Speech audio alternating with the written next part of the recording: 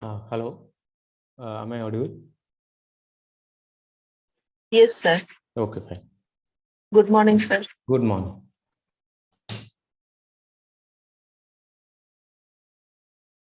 Okay, so let me share my screen.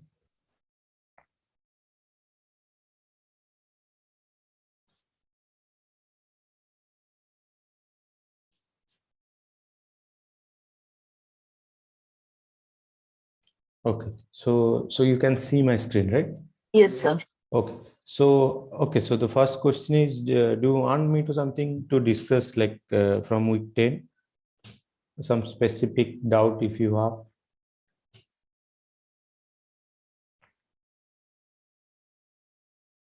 Yes, sir. Planar graph. Okay, so you want me to discuss planar graph, right? Yes, sir. Okay, fine.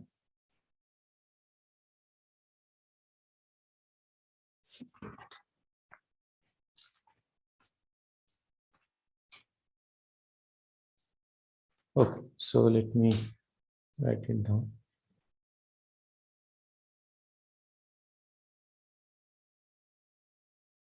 Just give me a minute.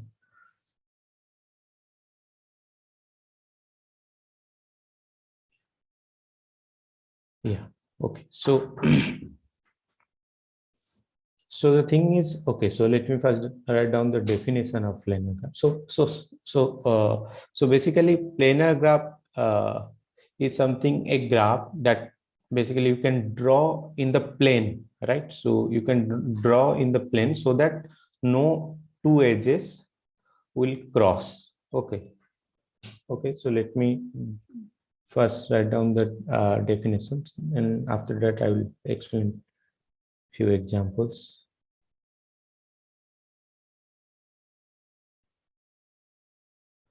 So planar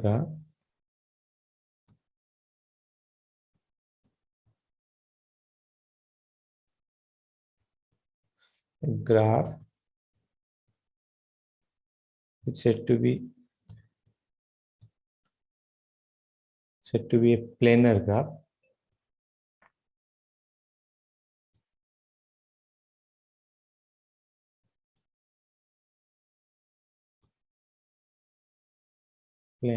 if it can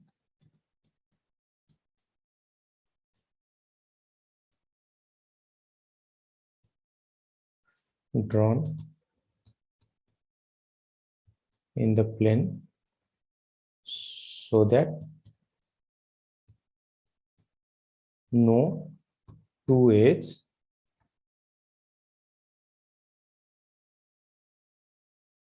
cross. Okay, so this last part is really important because it's basically it contains the definition. So so that no two edges cross. Okay, so for example, if I take, so as you can see, suppose I'm taking this graph. Let's say, for example, consider this graph. Okay, so you have, let's say you have, okay, so for graph you have bunch of vertices and bunch of edges. Okay, so let's say take this graph A, not A, let's say, okay, so let me take this is 0. This name of this vertex is 0, and I have one more vertex which is 1. Okay, and I have one more vertex which is 2. I have one other vertex which is 3. Okay, so this graph, so this is a graph, as you can see. So how many edges, sorry, vertices this graph has? 4. 4, right? So this is, so here, so the V is basically 0, 1, 2, 3, and as well as we have 4 edges, right? So this is a undirected graph, right? So we have also 4 edges, right? So 1 is 0, 1, 1, 2. So here actually, in as you can see in undirected graph, it doesn't matter whether you are writing it as 0, 1 or 1, 0, because they represent the same thing, right? So in undirected graph, if I have a edge from 0 to 1, then I have also a edge from 1 to 0. Okay, so it doesn't matter if I write it at 0, 1 or 1, 0. Okay, so 0, 1, 1, 3, 3, 2, and 2, 0. So as you can see here, no, so as you can see in this particular graph, here no two edges that cross. Okay, because there is no intersection between two edges, right? I simply drew this graph without any intersection, correct? Yes, sir. Yes. So that's why this is a planar graph, right? That's why this is a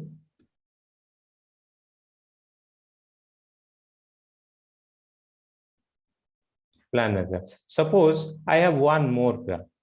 Okay, suppose I have a graph like this.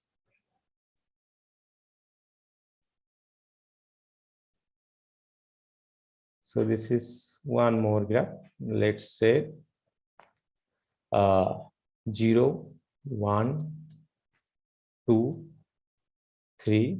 I have a is from 2 to 1, and I have one more is from 0 to 3. So my question is whether this graph is a planar graph or not.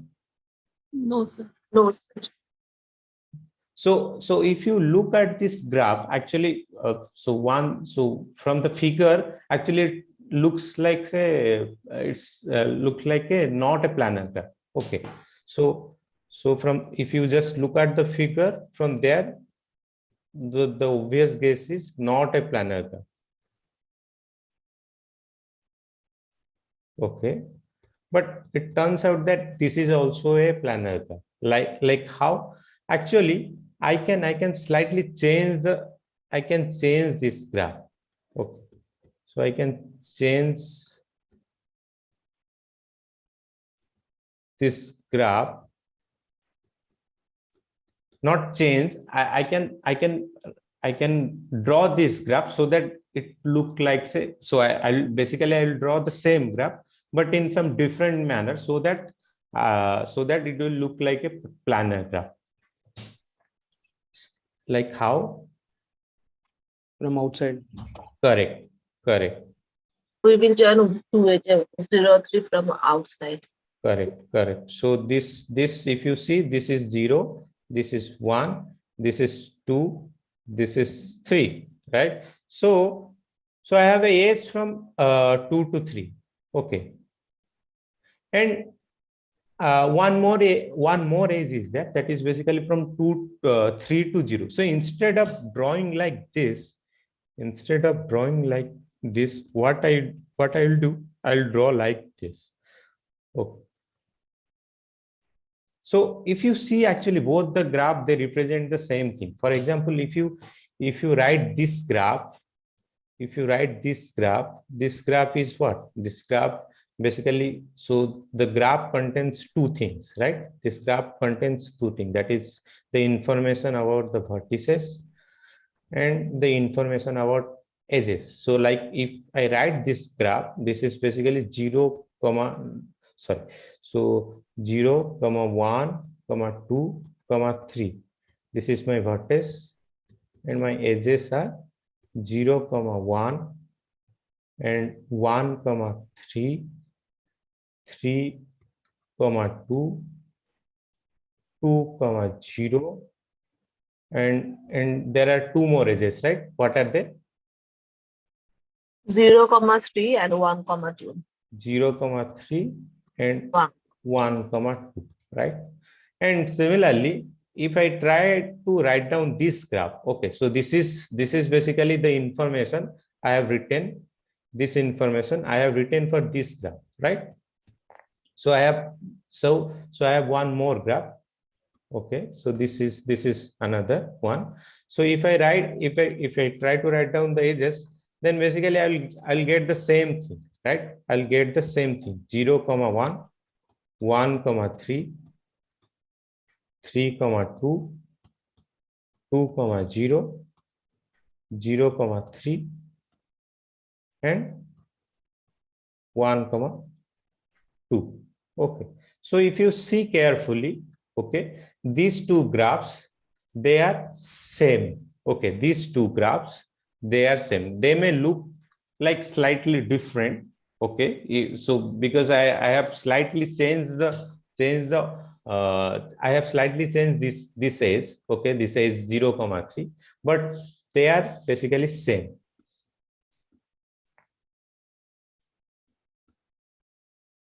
So it turns out that, so if you simply see this figure, it looks like a non-planar graph. But if I slightly change the figure, then I can say that this graph is, so this graph is a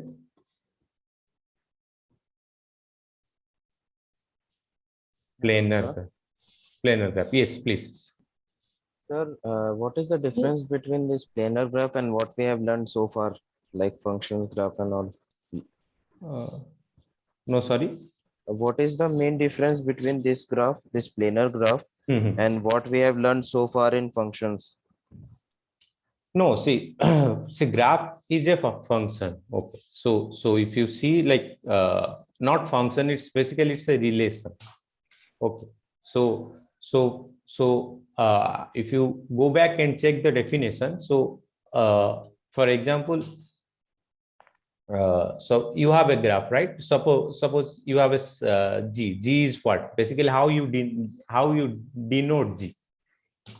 You denote by some set of vertices and set of edges, right?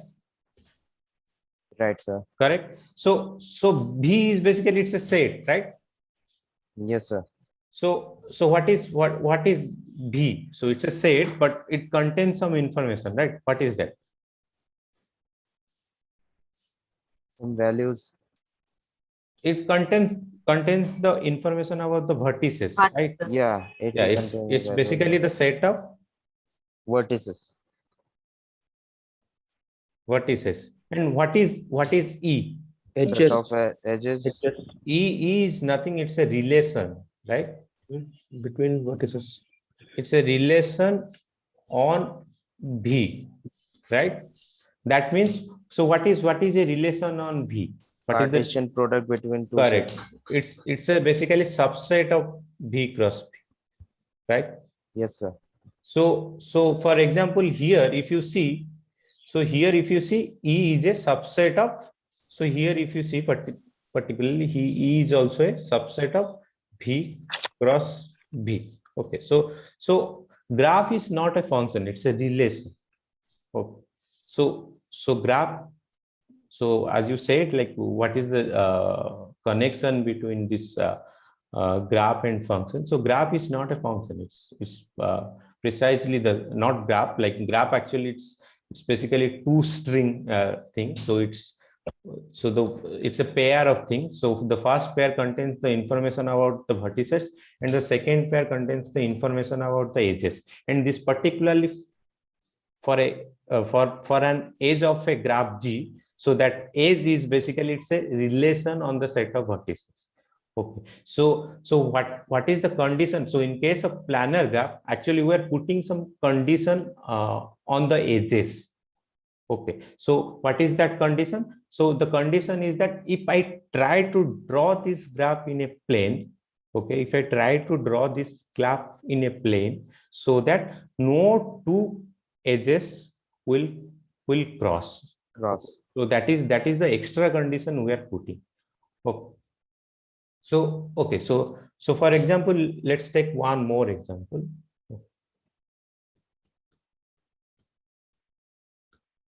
So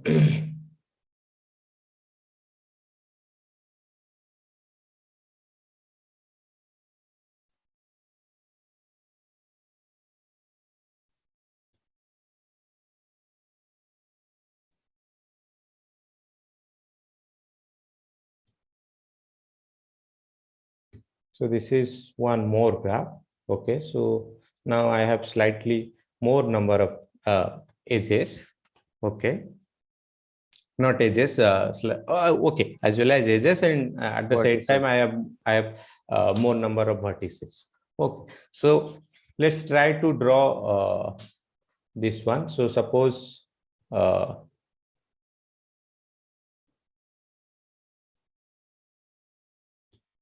okay, so let's add one more vertices. Okay, so let's draw this one.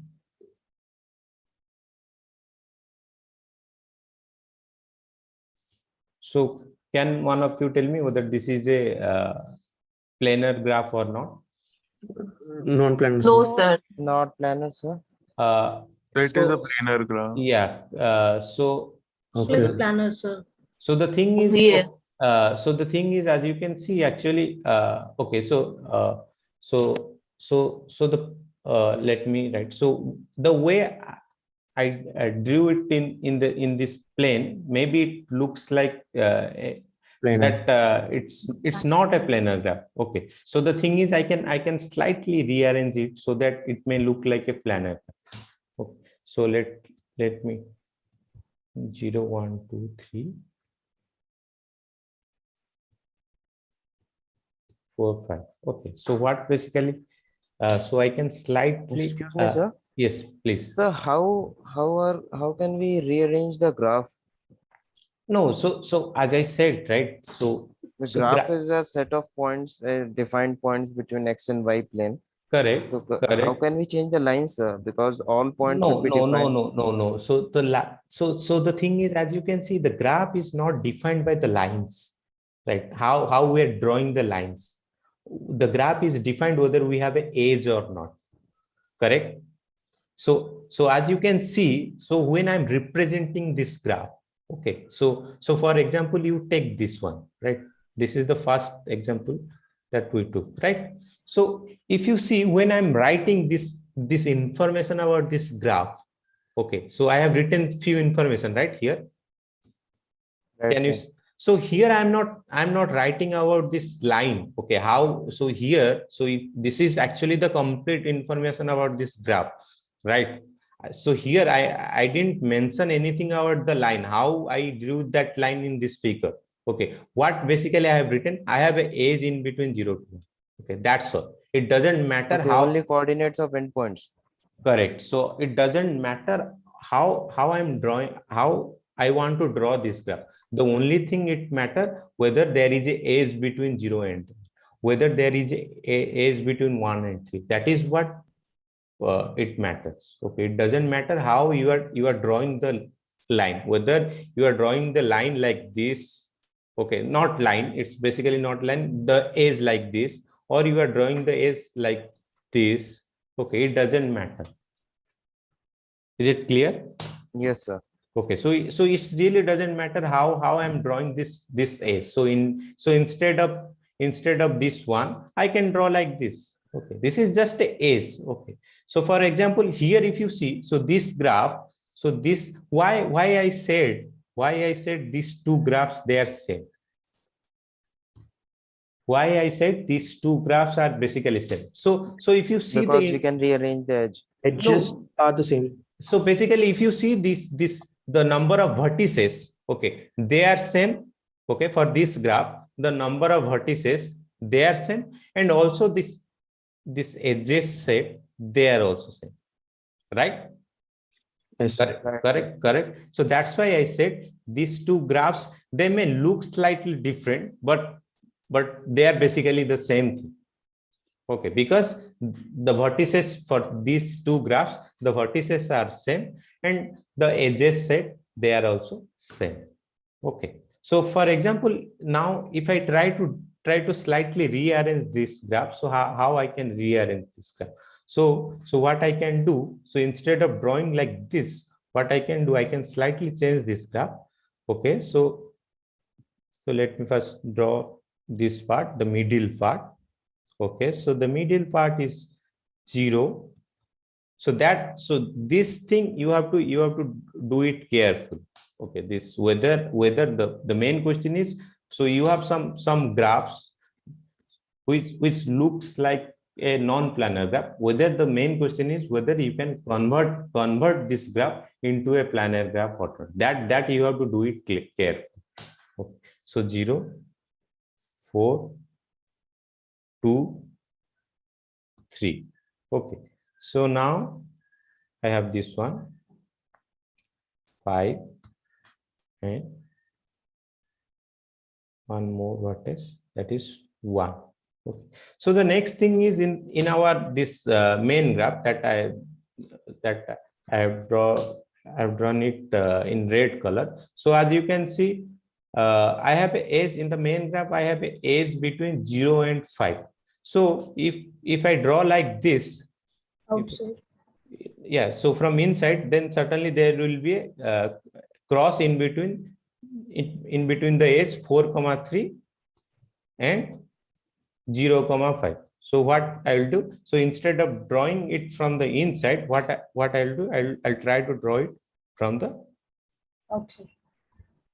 outside. And similarly, so instead of so if I draw this graph, if you see in the red color, if I draw this graph, draw this as 2,5 in inside, then certainly I'll have a intersection between this 2,3, 2,5 and 4,3, right? So what again I will do, instead of drawing it from the inside, I will try to draw it from the outside. Okay. And similarly, I have a edge between 1 to 5, right?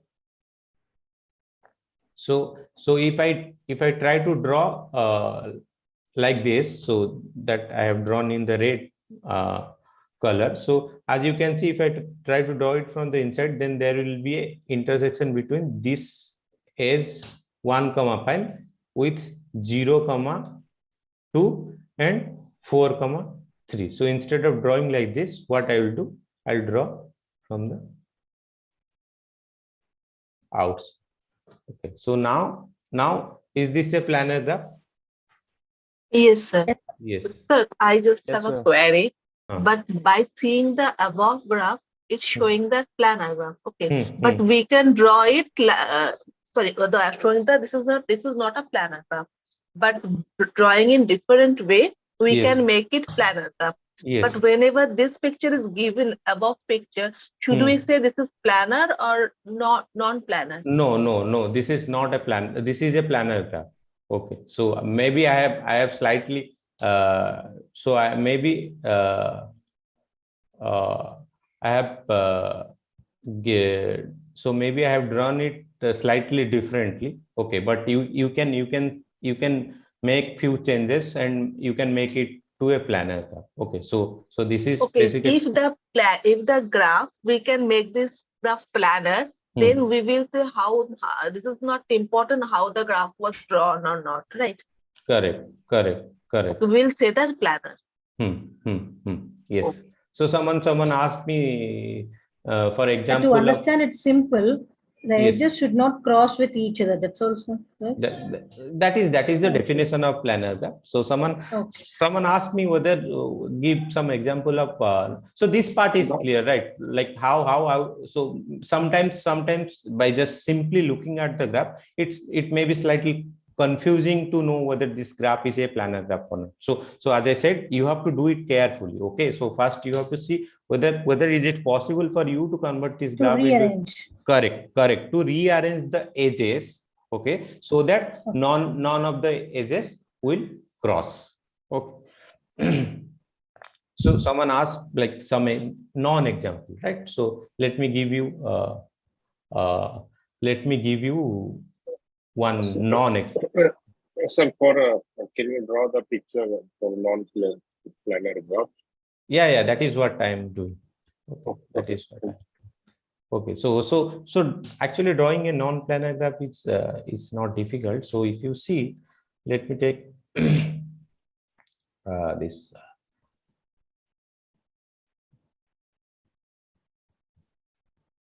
Okay, so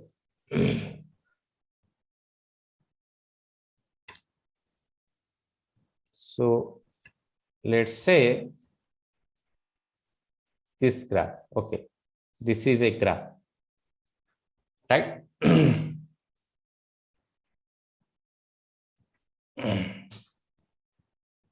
And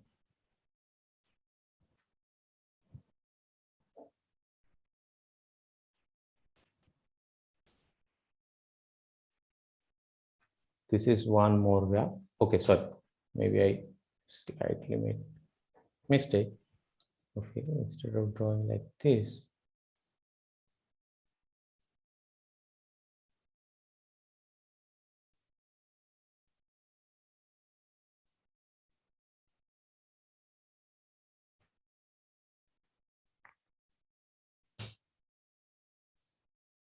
so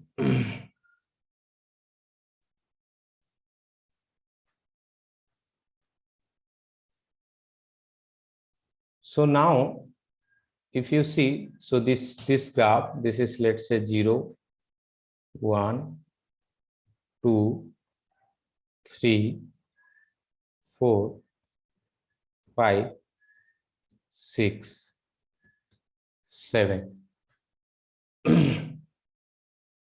Right? So this is a graph, right? So how many edges are there in this graph? Edges 1, 2, Sorry. So how many vertices are there in this graph? 7, 7, sir. So Eight. this graph have 8 vertices. Okay, so because I have started with you. Okay, Okay. so so the thing is, as you can see, so as you can see, there is a edge in between. So there is a cross in between here, right? Yes, sir. So the thing is, now no matter how you change this graph, okay, no matter how you change this graph, okay, so you will definitely will have a Cross section. cross section. Okay, so no No, matter, but like if you take the 3 above the 1, 3, if you take 0.3 above 1, then I think there would be no intersection. just a minute. You are saying, No, but okay, we can rearrange the lines, not the points, if I'm Vertex. not wrong. Yeah. We can't move the vertices. We can't move the points. We can move the lines, but we can no, move. you can move the vertices also. That is not an issue. Okay, so that is not issue. Maybe I have done it wrongly. Okay, maybe I have done it wrongly. Let me check whether I can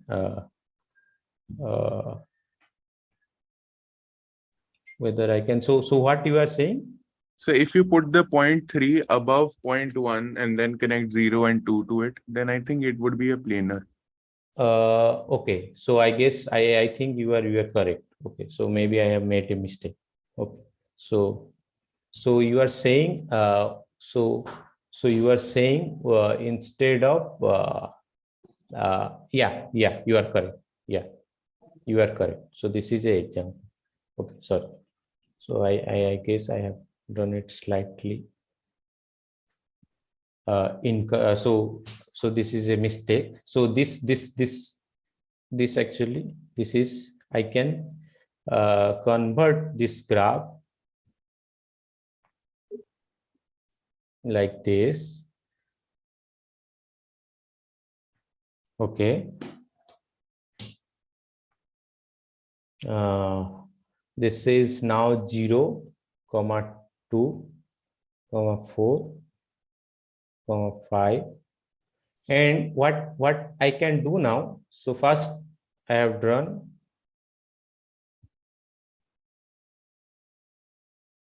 this one, 0, 1, right, 2. Yes. Okay, so I have some other part also, so let me draw it. Okay, so what I can do, I can slightly make modification. I can draw like this. Okay, this is 3, and Now I have a edge like this. Correct? This Yes, is this is how you want me to draw that graph, right? Yes. Yes, sir. So this graph is basically it's a planar graph. Okay. This is a planar. Okay, so now, so whether this confusion is clear, like how, so he claimed that this is a planar graph. So can you see it, why this graph is a planar graph? Yes, sir. Yeah, so one thing someone said, like whether we can move the vertices. Yeah, actually you can move the vertices, and as well as we can change the shape of the edge. Okay, so the edge can be anything. So for our simplicity, we are drawing like a line segment, but at the same time we can draw like this, and we can draw like this, whatever. Like also we can draw like this. It doesn't matter how you are drawing. Okay. So okay, so let me take a non-example. Maybe this one certainly will work. So I have to take some example like that look like, say, 3D figure. Okay. No. You cannot make few graphs to a planar graphs. Okay. So there are many graphs actually. So this basically this may so okay, let me draw it. So the problem is I have to maybe some kind of 3D figure. If I write, if I draw, then probably it may. So let's say, so this is a graph.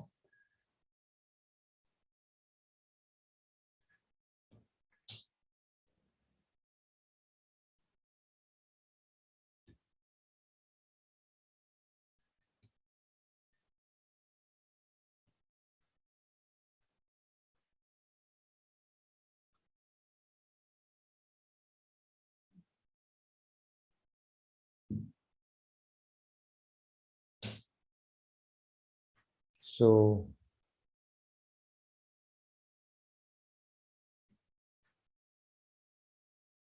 for example, now what I'll do, so this is 0, this is 1,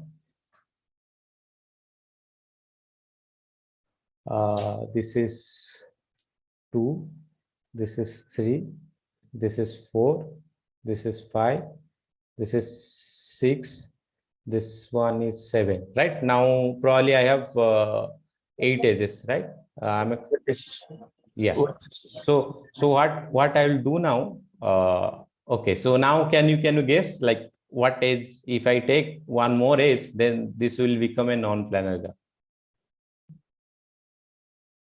No, sir, it's difficult. Yeah, now you can you take this?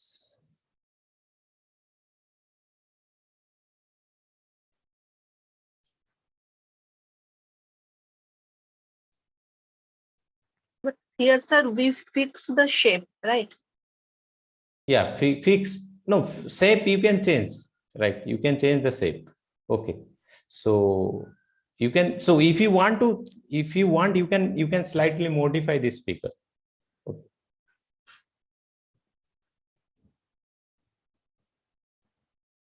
But the thing is, no matter how you modify, okay, no matter how you modify this figure, you will always, okay, so there are some mathematical proofs that requires to tell that this is not a planar graph, but the thing is, this is a 3D, so basically it's a 3D figure if you see.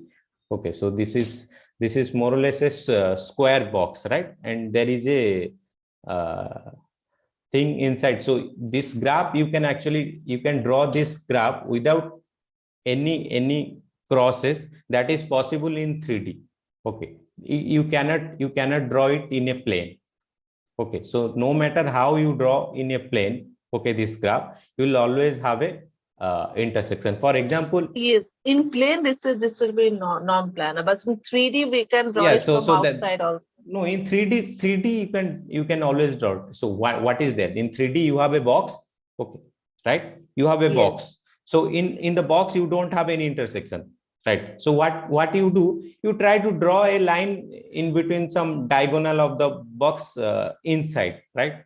Right. So in that case, you don't have any intersection, right? In 3D, that is possible in 3D. So that's why in the definition of the planar graph, I have mentioned you have to draw it in a plane, right?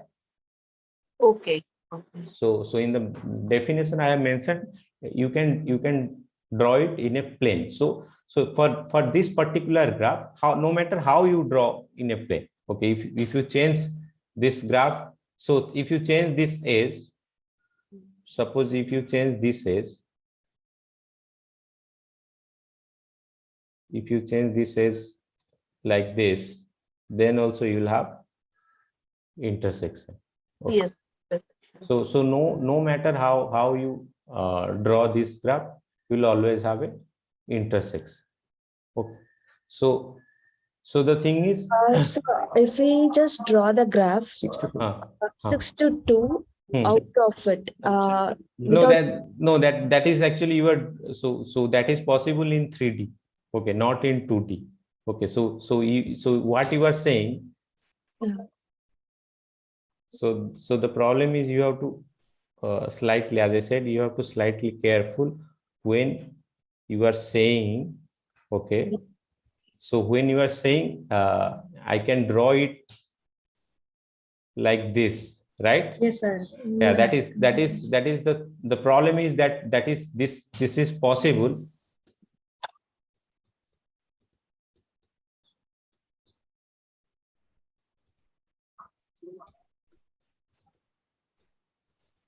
in 3D. Okay, not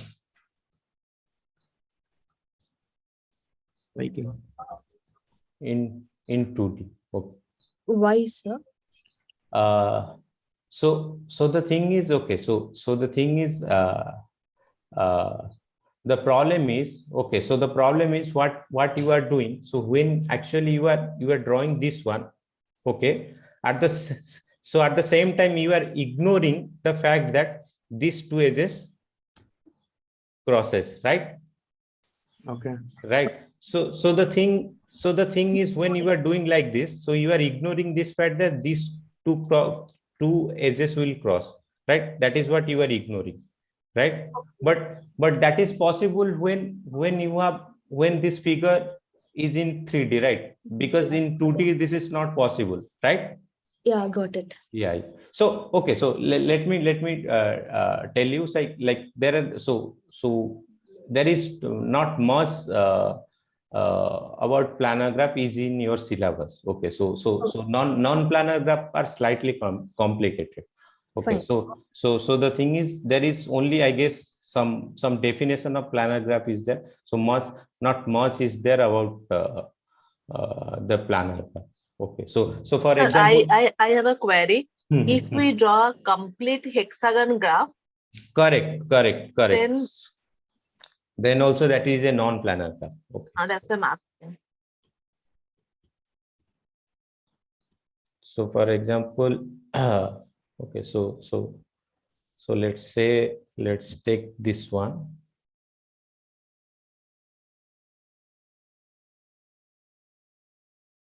Okay, so as I said, again, this figure is slightly complicated.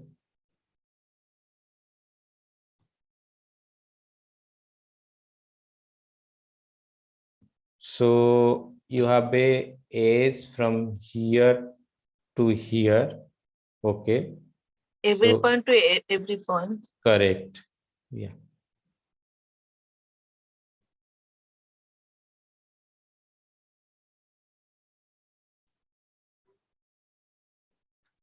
Okay, so this is a non-planar. Okay, so again, I'm saying that so basically proving it mathematically, that requires some serious argument. Okay, so these are not in your syllabus. Just yeah, one thing, please. sir.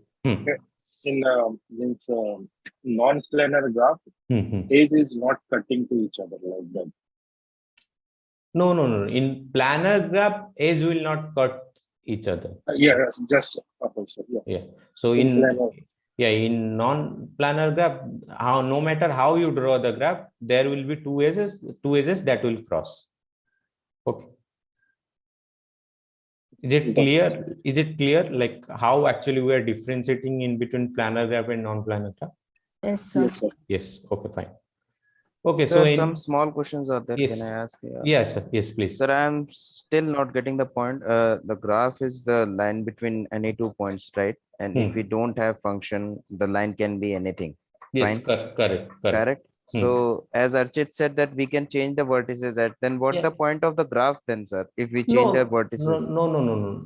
Again, what? So again, I'm coming back to the same thing.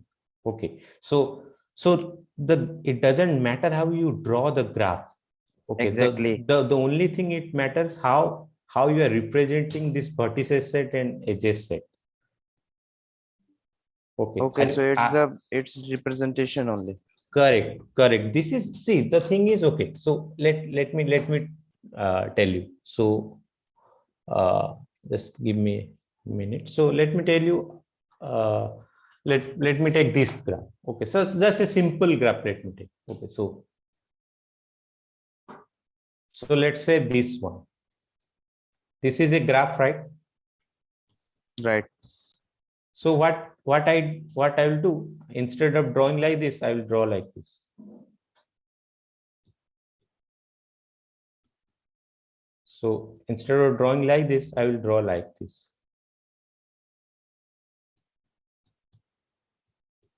So instead of drawing like this, I will draw like this.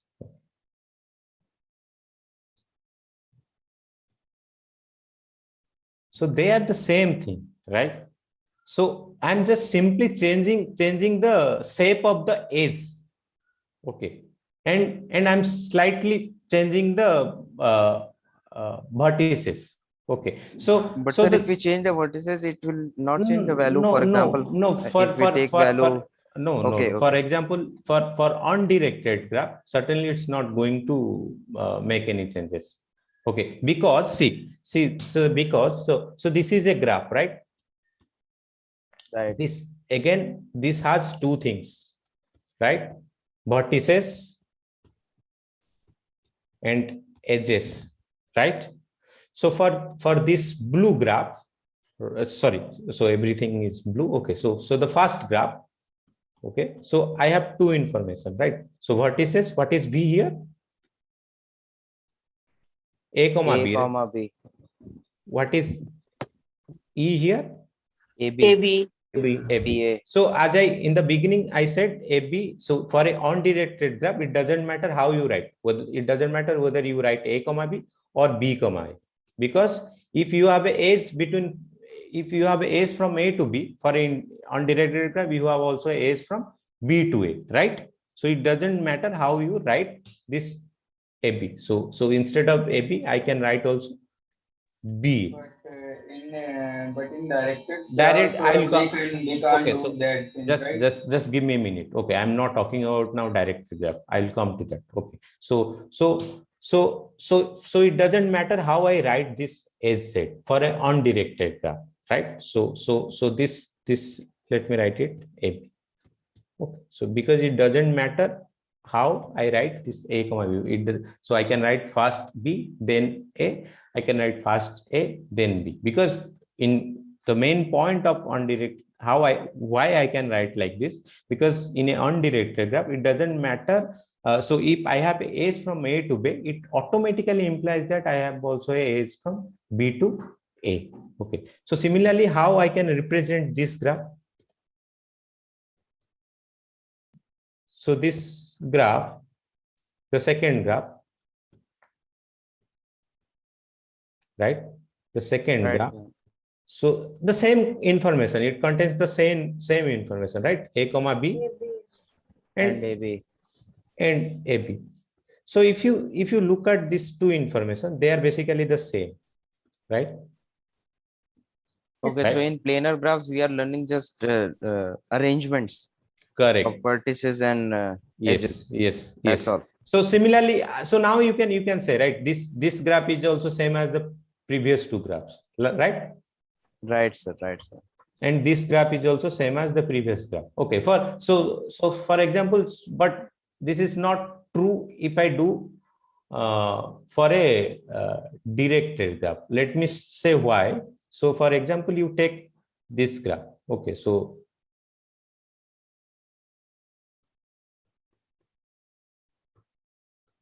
what I can do, suppose this is my graph A, and so this is a directed graph, right? So I have a direction now. Okay, so for directed graph, the main problem is I cannot use this notation like this. Okay, so the problem is, so for the directed graph, if I have a S from A to B, right, It will be A to B always. that doesn't imply that I have a S from B to A. Okay, so that's why I cannot interchange this notation AB and BA. I cannot interchange. So in case of undirected graph, remember in case of undirected graph, these two notation, they are same. Okay, but in case of directed graph, these two notation, they are not same, because if I have a S from A to B, that doesn't imply that I have a S from B to A. Okay, so the problem is, if I try to draw this graph like this, okay, B to A, okay, so if I just simply flip the vertices, okay, these two graphs, they are not same. Why? Because here the graph is what? The graph is A to B. Yes. So B is what? So B is A comma B, and my edge is what? It's A comma B. A comma B, because I have a A's from A to B. That's why I'm writing A first, A, then B. Okay. So here, but I have something different.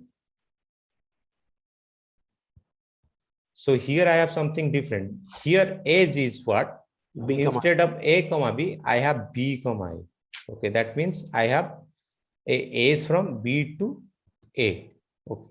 But if I draw like this, so instead of drawing like this, if I draw like this, okay, let's say this is B, this is A, and my arrow is here.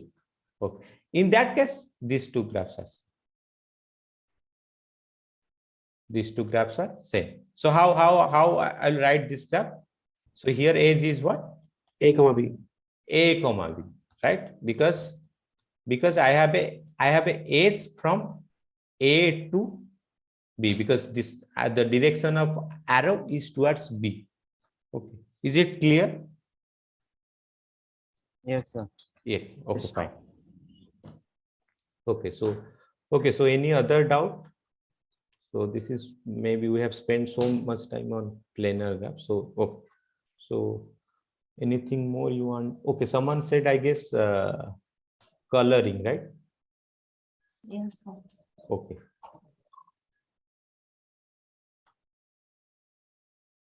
So let Sir, actually, how can we do the matrix part by that, like adjacency matrix? I'll come to that. We have enough time. Let me first discuss this coloring. Okay, so I'll come to the matrix part. How we can represent a graph using its matrix. So basically, this matrix is called adjacency matrix of AQ.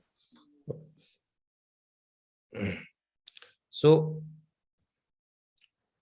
okay, so suppose I have a graph like this. Let's say So this is a graph, right? So this is, let's say, A. The first vertices, not first, so one of its vertices is A and another one is B. Okay, so I can assign some color to each vertices, right? So I can give maybe some cyan color to these vertices, and I can give some blue color to this one. Okay, so the graph coloring is what you need to. So if you have a graph G,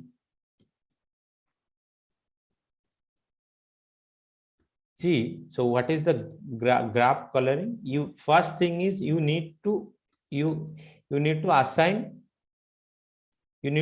some color. Color to vertices. Sorry. No, we have to assign some color to the vertices. Correct. You need to assign some color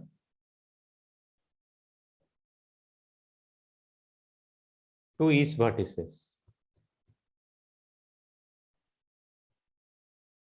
Right? And the second condition is so the second condition is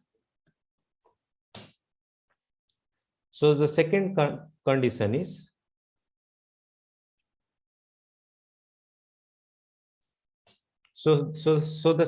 condition, so you need to assign colors. You need to assign colors to vertices so that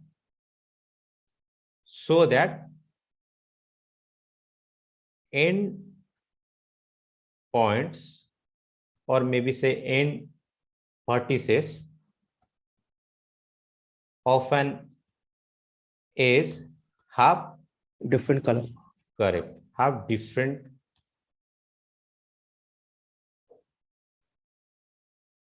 colors, right? So for example, this is a edge, right? This is a edge in between A and B.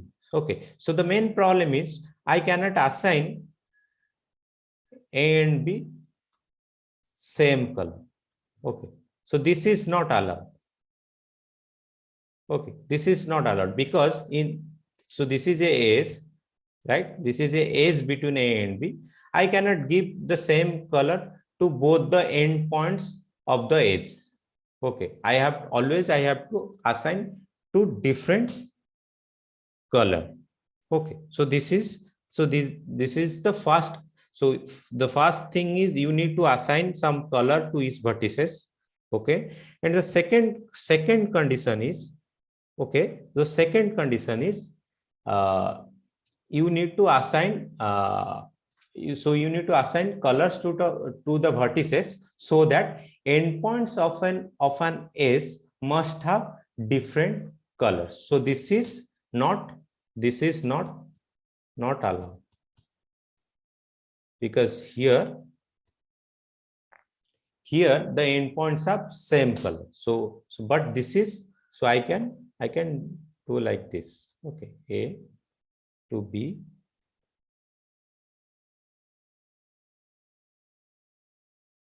so this is, let's say, blue, and this is, let's say, red. So I can do like this, because here I have, so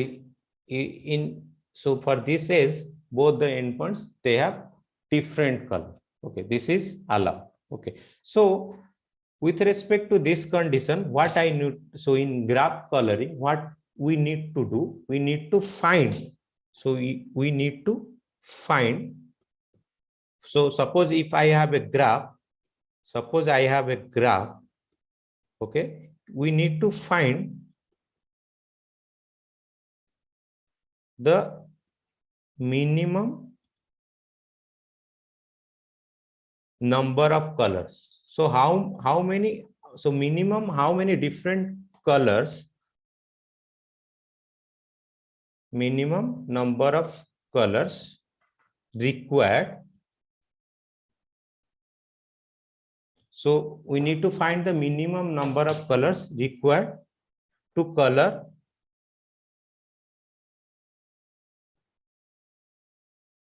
every vertex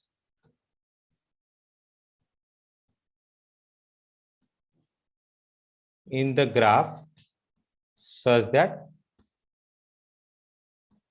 no two adjacent vertex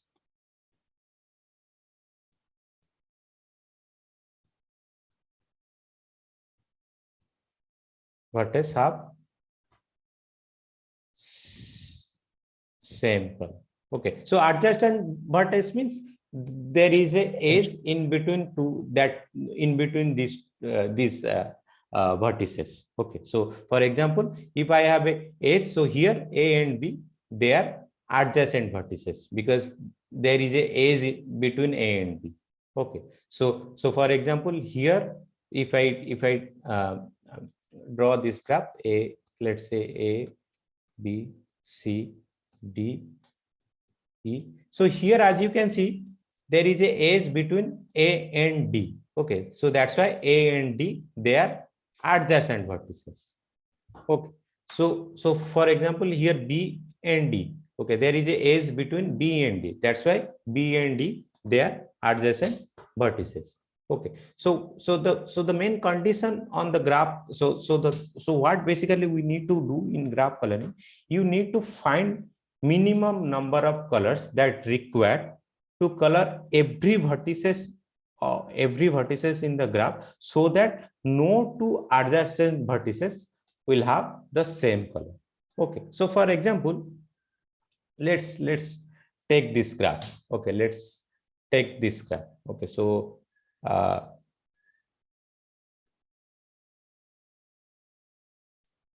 let's say this graph A.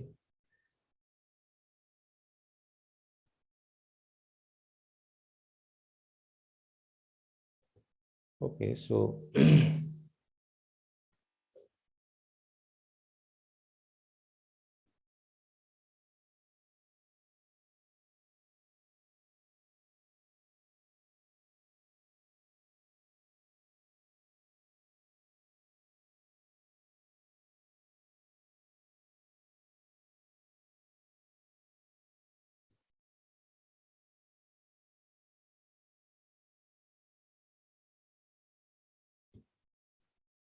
okay, so so the thing is, I want to use minimum number of colors, So I need to use as less number of color as possible to color this graph. Okay, to color this graph so that no adjacent vertices will have same color, right? That is the main aim of graph coloring. Okay, so you need to find the minimum possible colors so that you can color this graph such that no adjacent vertices will have the same color. Okay, so let's start with this graph. Let's number the vertices. So this is 0, 1, 2, 3, 4, 5, 6. So initially I have to start with one color, right? So initially I have to start with one color. Let's say, so let's say this for these vertices I'm assigning red color.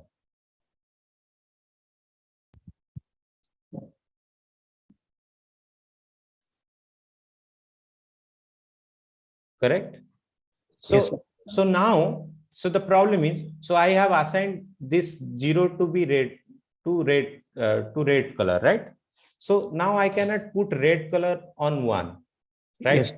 Because since there is a edge between 0 to 1, so these two vertices, they cannot have the same color. Okay, so I must have to, so again I must have to use some different color. Okay, so let's say, Yes, but we can use that 2 and 5. Yeah, I'll come to that. Okay, I'll come to that. Okay, so maybe let's say, I don't know, maybe this is green, I guess. Okay, so I have assigned green color to 1. Okay, so so one more thing you have to remember that we have to use minimum number of colors. Okay, we should not use more colors. We need to use as less number of colors as possible. So the thing is, so if that is the case, then what color I should assign to vertex number 6? Different one. Green, sir. So the thing is, Green. so the thing is, I have already used, so I have used red color here for vertex 0. Okay, so and also I have used one more color, green. Okay, so before assigning any color to 6, I have to first check that whether I can use any color that I have already used. Okay, because I have to make sure that I am using minimum number of colors. So if I'll assign some different color to each and every vertices, then certainly it will not give me the answer, because it's asking for me to use the minimum possible color. So whenever I'm going to assign some color to 6, first I have to check that whether I can use some color that I have already used. Okay, so the thing is, I have already used red and green. Okay, so can I assign red to the vertex 6? No. No. But as I can see, there is no S. So there is no S from 1 to 6, right? Yeah. Yes. So I can assign green to 6, right? I can Yes, sir. assign Yes, sir. green to 6.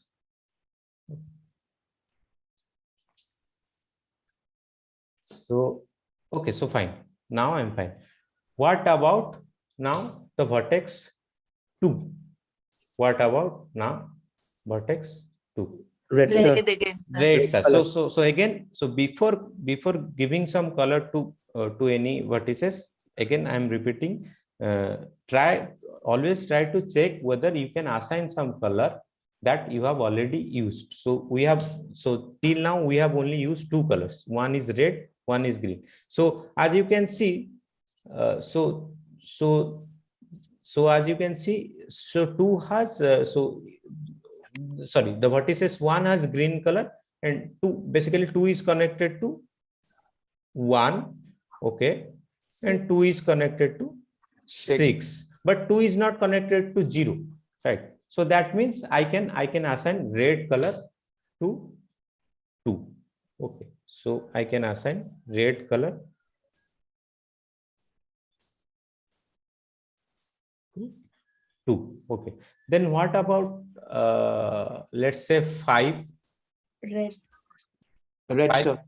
5 I can assign red, because because 5 is not Not connected to 0 or and 2. also 2. Okay, so Yes. so 5 is connected to 1 and 6, and basically, as you can see, we have assigned the green color to 1 and 6. So we can use some different color.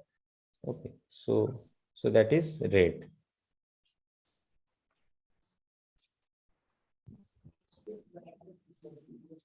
Okay, and then what about 4? We can go for green, sir. It's not Green, sir. Correct. We can go to green.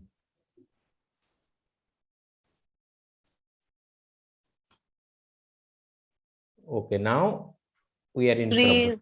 3 is Now- some different color. Now we cannot use green as well as red, because I have 1 S. So here 3 has, so if you consider this S, here we have used this red color.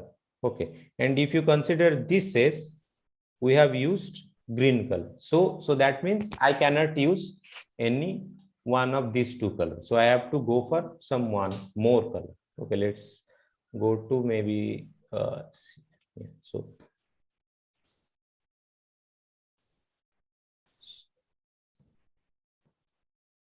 okay, so how many different colors we are using to color this graph? 3, sir. 3, right? We are using 3 different colors. That means the graph coloring for this graph is 3. Sir, we can find the minimum number of colors only by doing in this way, right? Yes, So is yes, there any yes. formula or something which we can do that? No, right? No. There is no formula. Okay, so basically you have to start like this. Okay, for the first, so the best way that basically I know. So you start coloring. So you start with some vertices, and so again, so before assigning any color to some new vertices, okay, you check whether you can assign some color that you have already used. Okay, that is probably the best way to solve this kind of problem. See, the thing is, probably there are some algorithm to find out this number, but in this course basically we'll deal with some few simple graph. Okay, for some complicated graph, if you have a graph with some 1,000 edges, then it's really difficult probably. Okay, so but when you have some simple graph, then you can do it like this. Okay, so okay, do you want me to solve one more example related to this, or like, or You can move ahead, maybe Sir? from my side.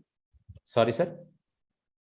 Basically, इसके आगे बढ़ सकता है मेरे side से हो गया. Okay, समझ so I can go to the next thing, right? Okay. Yes. Sir, one question on the color, sir. There was a line in the lecture stating like 4-color theorem, and it was stating like for graphs derived from geographical maps, 4 colors should suffice. So this statement is applicable only for the example shown in the lecture, or for any geographical maps, this one should apply. No, for any geographical map you draw, 4 colors are enough for that. Okay, so that is a famous theorem. Like, this is a 4-color theorem. Like, so the proof is really difficult. Okay, that requires a lot of work. Okay, sir. Okay, so this is okay. So I'm going to the next thing, that is adjacency matrix. Sir, will you be covering independent set as well, because we need to Yeah. So let me first do Yes, it. sir. Types of edges and maximum independent set, minimum vertex cover. That is more confusing. Yeah, I'll come to that. Let me first do it this. Okay, see, this adjacency matrix and independent set, they're more or less in some sense they are not related to each other. So we can do it separately. Okay, I'll come to that. We have time, I guess. Okay, sir. Yeah. Okay, so the thing is, so actually this in some sense this adjacency matrix, actually it's really useful. So you will see actually in next week why it's really helpful. Like you can say a lot of things about the graphs by taking by taking the adjacency matrix and its square and its cube and its fourth.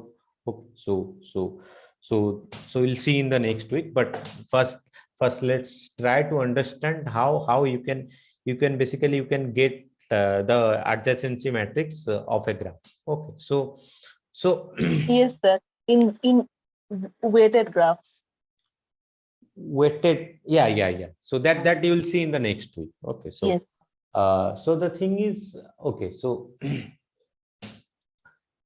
how actually you define. So the first question is how you define adjacency matrix. Suppose you have a graph G, and once you have a graph, you have bunch of vertices and you have bunch of edges, right? So let's say you have n vertices. Okay, so the number are basically 0, 1, 2 up to n minus 1. Okay, so do you have some idea about the matrix? Like, what is the 1, 2th entry of a matrix? Row and column. No, so the thing is, okay, do you want me to repeat this thing, like what is 1, 2th entry of a matrix? What is the order of a matrix? Do you want me to repeat, or shall I assume?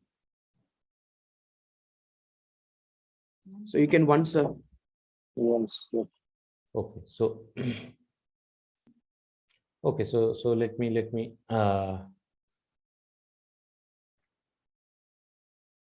so suppose, so the thing is, in a matrix, so basically so now we are basically going to deal with square matrix. So so suppose, so what do you mean by 2 cross 2 matrix? Okay, so that means I have 2. So in that matrix, I have 2 rows, okay, and I have 2 columns. Okay, so 2 cross 2 matrix means I have something like this, right? A, B, C, D, right? This is a 2 cross 2 matrix. Why? So why actually this? So this 2 rows. So as you can see here, this one is the first row. Okay, so this is the first row. Okay, and this one is the second row. Okay, and similarly, this one is the first column. Okay, and this one is the Second column. second column. Okay, so so the next thing is, I'm coming to this, the entry of this matrix. Okay, so this entry, let's say A, B, C, D. So this, as you can see, this entry is basically this entry A. As you can, this is in the first row, right? A is in the first row, correct? Is it correct or not? A, Yes, sir. and Yes, as well as A is in the first column, right? Yes, sir. First Yes, sir. row. Okay, let me tell you, the first thing we are using row, first row, and A is also in the first column. That's why this is the 1,1th entry. Okay, so so B, if you see B is in the first row, right? Yes. So First row and second. second column. That's why this is 1,2. 2th entry. Okay. And similarly, what about C? C is in Second row, first column. First column. second row, first column. That means this is 2,1th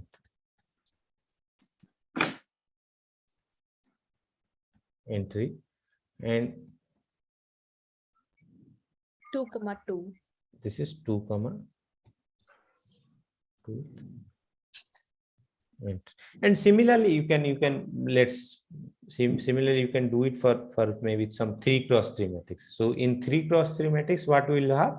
We'll have 3 rows and 3 columns. 3 rows and 3 columns. 3 column. Let's say A, B, C, D, E, F, G, H, I. So this is a 3 cross 3 matrix. As you can see here, I have 3 rows and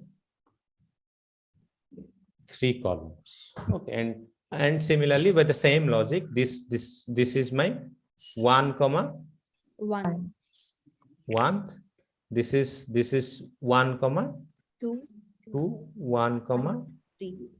3. So so here I will have one more extra row and one more extra column. So that's why. So here we had only 1, comma 1 or 1, comma 2. So here basically we stopped at 2. So but here we have to go up to 3. So similarly, this one is what? This D. This is 2, 1. correct. 2, 1, and E is 2, 2. 2, 2. This is 2, maybe 2, 3. 3, and 3, similarly this 3, yeah. 3, 2 and 3, 3. 3, okay. So similarly, you can do it for some maybe some bigger order matrix. Okay, so this 2 is basically, sometimes we say 2 as the order of the matrix. Okay, so if a matrix is 2 cross 2, then we say this matrix is of order 2.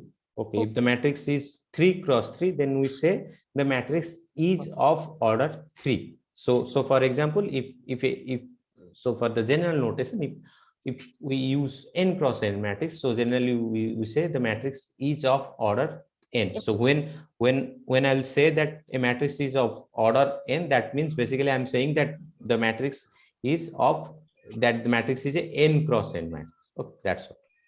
Okay, so if one matrix is of shape 2, 3, 2 cross 3, so what is that order then? No, we can't use this statement for a non-square matrix. Okay. So the thing is, in basically here we are only going to deal with square matrix. Okay, so that's why I have only defined. So as you can see, I have defined for everything what I have done for a square matrix. So the number of rows, and number of columns, they are same. Okay. But in some so we have matrices where the number of row can be different from number of columns, but here we don't need that. Okay. Okay, so okay, so let's come to the main thing, the adjacency matrix.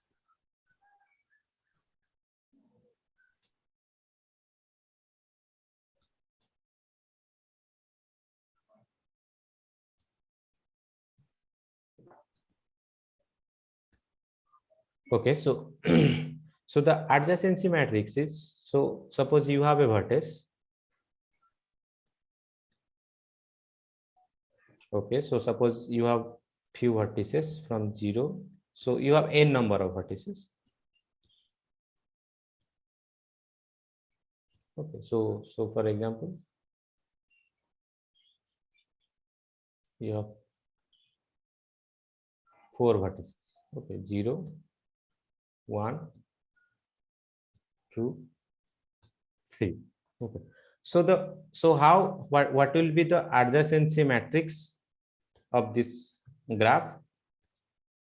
So adjacency matrix, that means the I and jth. So this is basically how, so this is a matrix. Okay, so I have a matrix A. Okay, and what I am doing by writing this, what I am doing, okay, I am defining the I, jth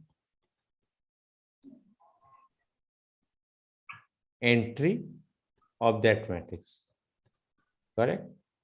So this is basically the I, jth entry of the matrix A, that is the adjacency matrix. So what is A of I, j? This is 1. This is 1 if I have a edge from I to j. Okay, if I have a edge from I to j, and this is 0 if there is no edge. If there is no edge between, if there is no edge between, there is no edge, sorry, from I to, so this thing is matter. So this from I to J matters. So for example, in a directed graph, I can have a edge from I to J, but I may not have any edge from J to I. Okay. For in case of undirected graph, this is basically same, because if I have edge from I to J, I'll also have a edge from J to I. Okay, but in case of a directed graph, if I have a edge from I to J, that doesn't imply that I have a edge from J to I. Okay, so let's try to compute. Let's try to compute the adjacency matrix of this graph 0, 1, 2, 3. Okay, so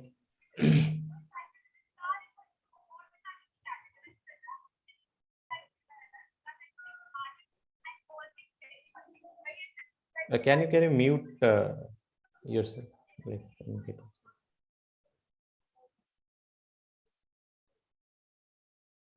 So I have 0. This is is 1, 2, 3, right?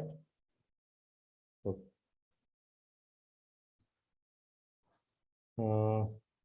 This is okay. So the side, this side one and the below one, they basically represent the vertices. Okay, let me use some different color so that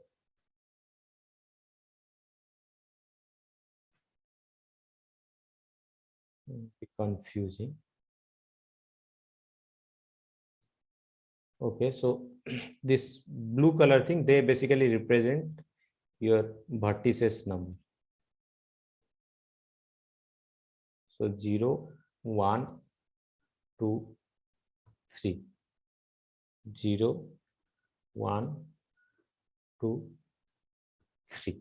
Okay. So so basically what it says, if I have a edge from I to J, then this ijth entry is basically 1, right? So so here, as you can see, so this is basically the first. So here you have 0, right? So the first so this one is 1,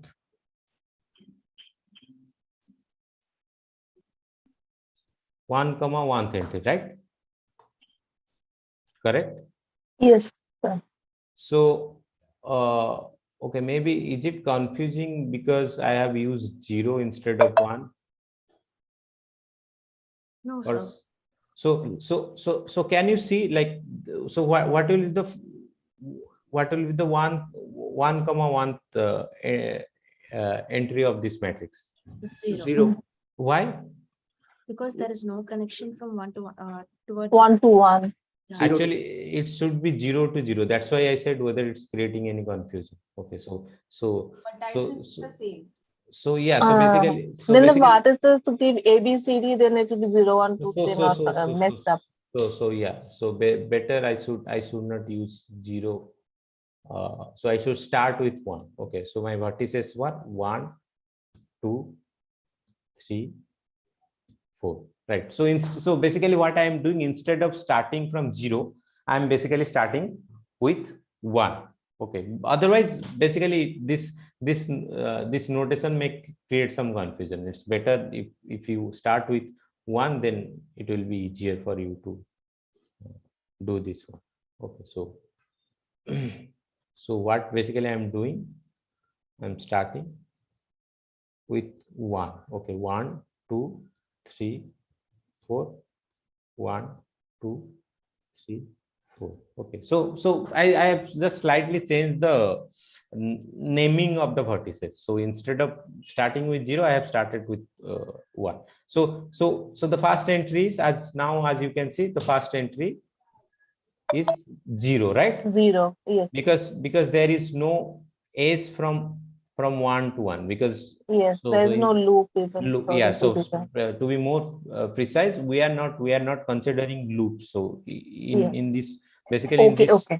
in this course, so all our graphs are without loops. Okay. So so what about this one 1,2th entry? Yeah, we have one. Yes, sir. So It will be 1. So we have a S from 1 to 2, right? 1 to 2. So that's why this is 1. 1. And what about, so 1, 3? No, sir. There is no edges, sir. So it will be 0. 0, right? So, so for in case of first row last entry, which is 1, 4, yes, I This have is a 1. I have a. So Yes. yeah. Then I have 2, 1. Yes, 1. Yes, Yeah, I have a S 2, 1. This is 1. 1. And 2, 2 will be 0. 0, correct, because I don't have any loop. Yeah, 2, 3 will be 1. 2, 3 will be 1 and 2, And 2, 4 will be 0. 0. Okay. And what about 3, 3, 1. This is 0. no S, right? Zero. There Yes. is no S. Okay, 0. Then 3, 2, I guess. 1. 3, 0. 3, 3, 0. 3, 0. 3, 3, 4, 1. 1, sir. and 4, 4, 1. 1, 1. 1. 4, 2, no. There is no edges. So 0. 0. 4, 3, 1, 1. 0. 4, 4, 0. Okay. So so then basically this is this matrix, this 4x4 matrix. This is the adjacency matrix for this class. Okay, so so the thing is, so basically if you see, so we have assigned some number to the vertices, right? Correct? We have assigned. So the thing is, if I slightly change the ordering of the vertices, like instead of assigning like this, okay, so instead of assigning, so previously I have assigned 1, 2, 3, 4, right? If I change this to maybe say 4,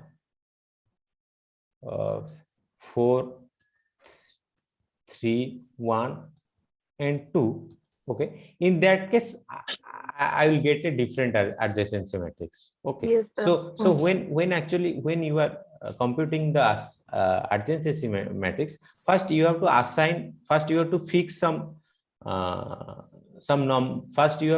numbering of the vertices.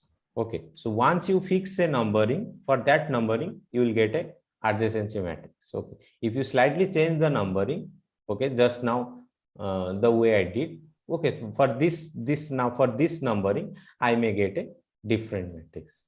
Okay, so this thing you should remember, like, so whatever this matrix we got, that is precisely with respect to this numbering 1, 2, 3, 4, right? If I change the numbering of the vertices, I may end up with some different adjacency matrix. Okay.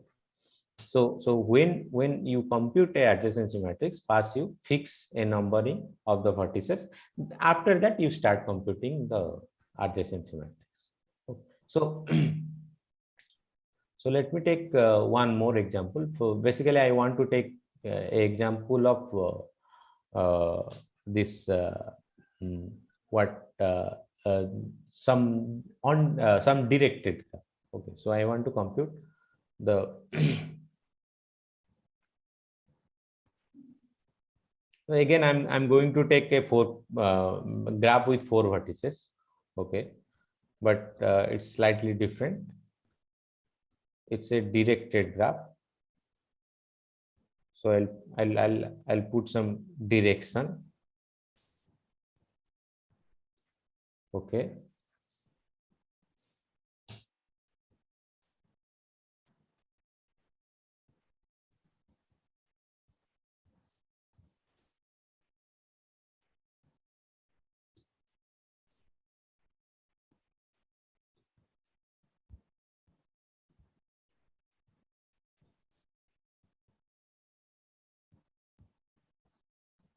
Okay, so this is my directed graph. Okay, so now I'll try to find the adjacency matrix.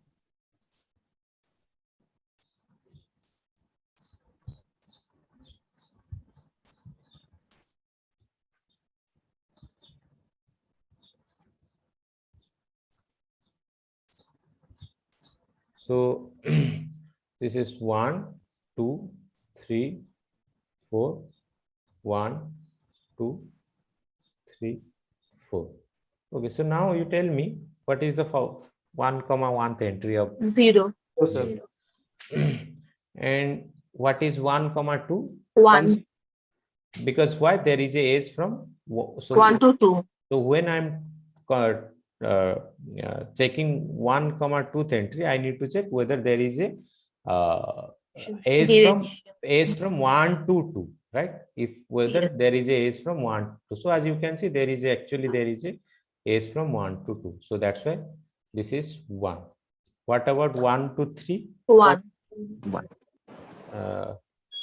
1 to 3. Okay, so this is 1, right? Because Yes, I have sir. a edge. Yes. And what about 1 to 4? 0. 0. And what about 2,1th entry here? 0, sir. As you 2, can see, 2, 0, 2, 1 also 0. so as you can see, there is no arrow in the direction of 1, right? So yes. So that's why the 2,1th entry is 0, right? Yes. And similarly, the 2,2, because we don't have loop, so this is 0. What about 2,3? 0. 0. 2,4. 1. 1, right? Both were directed. Yeah. And what about 3,1? It's 0. Because you don't have any arrow towards the direction of 1. Okay, from 3. Okay, so that's why the 3,1th entry is 0. 3,2th entry is also 0. 3, 0. 0. 3,4 3, 4, 1. 1. And in case of 4, 4, actually, 1, 0. basically you will get 4, 0. Okay. And only 2 is 1, sir. 4, 1, 0. 4, 2, 1, sir. This is 4, 2, both were Okay, directed. sorry. 4, 2 and 4, 3, both 1. Yes, sorry. I missed that. Okay, so there is no edge from 4 to 1. That's why it's 0. There is a arrow. So in the direction of 2. That's why I have that will 1. be 1. And then 4, 3 also 1. 4, 3 also 1. And 4 to 4, 0. 4 to 4, it's 0. Okay. Right? So you have to make sure that this adjacency matrix is slightly different in case of undirected graph and directed graph. So for example, in undirected graph, if we see if you see there is a edge from 1 to 2. So that's why this entry is here 1. Okay, this entry is here 1. Okay, but there is no edge from 2 to 1, right? That's why this entry is 0. But in case of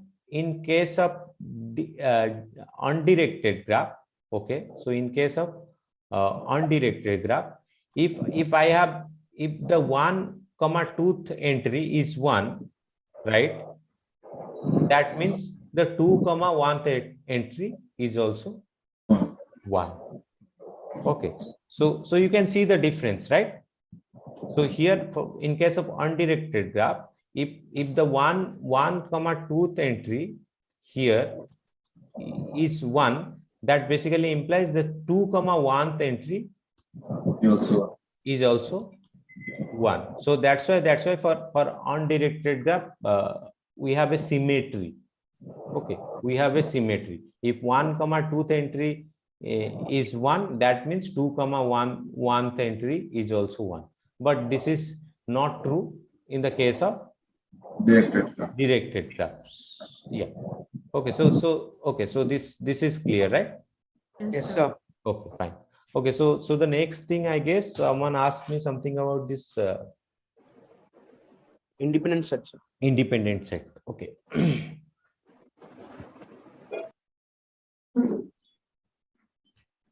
Okay, so the next thing is independent set.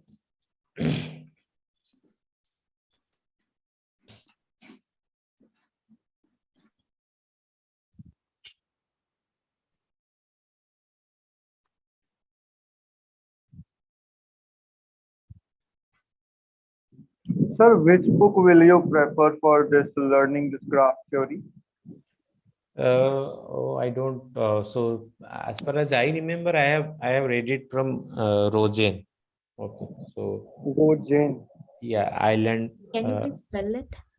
I guess ROSEN. Okay, so this is some discrete mathematics. Okay, the book Okay, is on discrete mathematics, but there is one more book, I guess. So probably in Rosen, you won't get this algorithmic part, like maybe BFS and DFS. There is some one more book I get, Raymond Murphy. So in that book, I guess you may get this BFS and DFS thing. Okay, sir. Means basically, in the perspective of computer science and mathematics, is this graph theory different or are they similar? No, actually, so the thing is, okay, so in sense of like, if you, it's slightly difficult to differentiate in the sense of computer science and mathematics. So but in mathematics in generally, like if you go and do some course on math graph theory in mathematics department, so mostly you won't see this this algorithmic thing.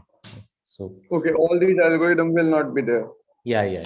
So maybe in some like some it's mostly it depends on the teacher, how he wants to teach, like the so when I did uh, this graph theory course, it's more about, it's very less algorithmic algorithms were there. Okay, sir. No problem. Okay, so the next thing is independent. So basically, maybe let's say it's better to use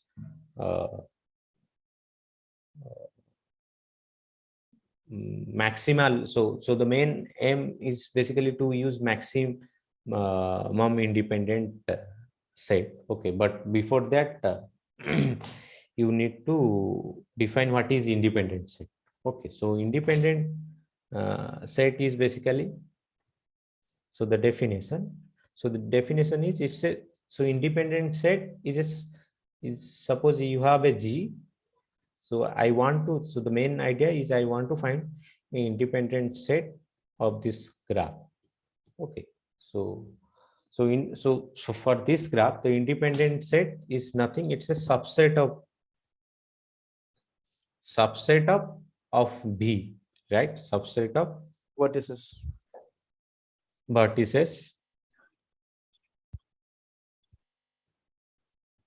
such that no two vertices are connected by vertices are connected by edges. Okay.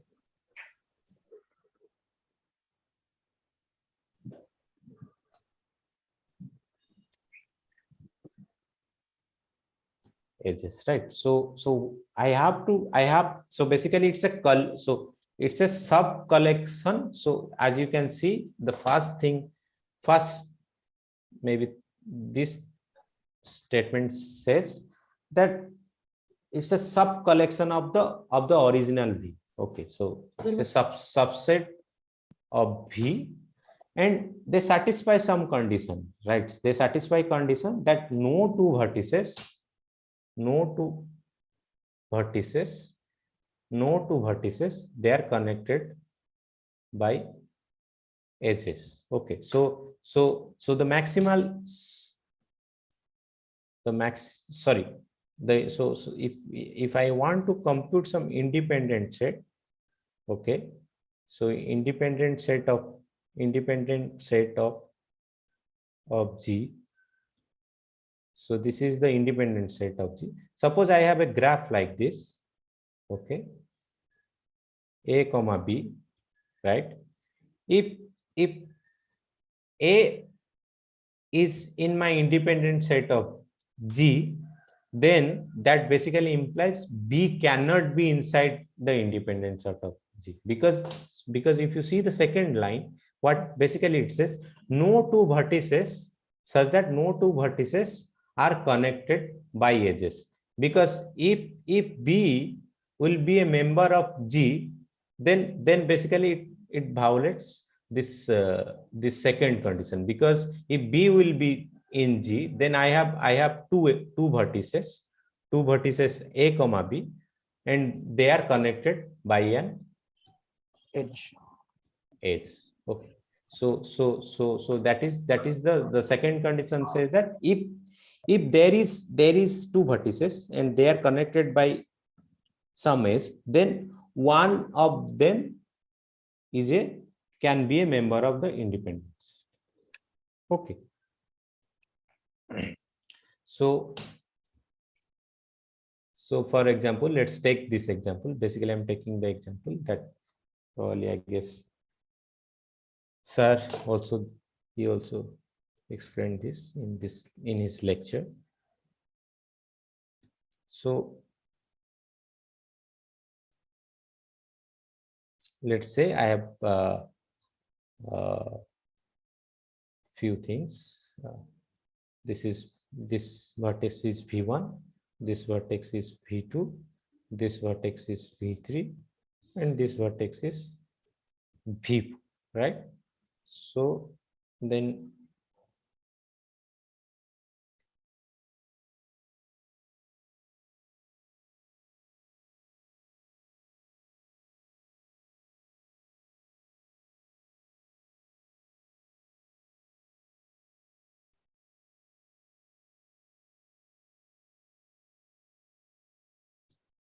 V1, V2, V3, V4, and let's say this, maybe this is V5, V6, V7, V. Okay. So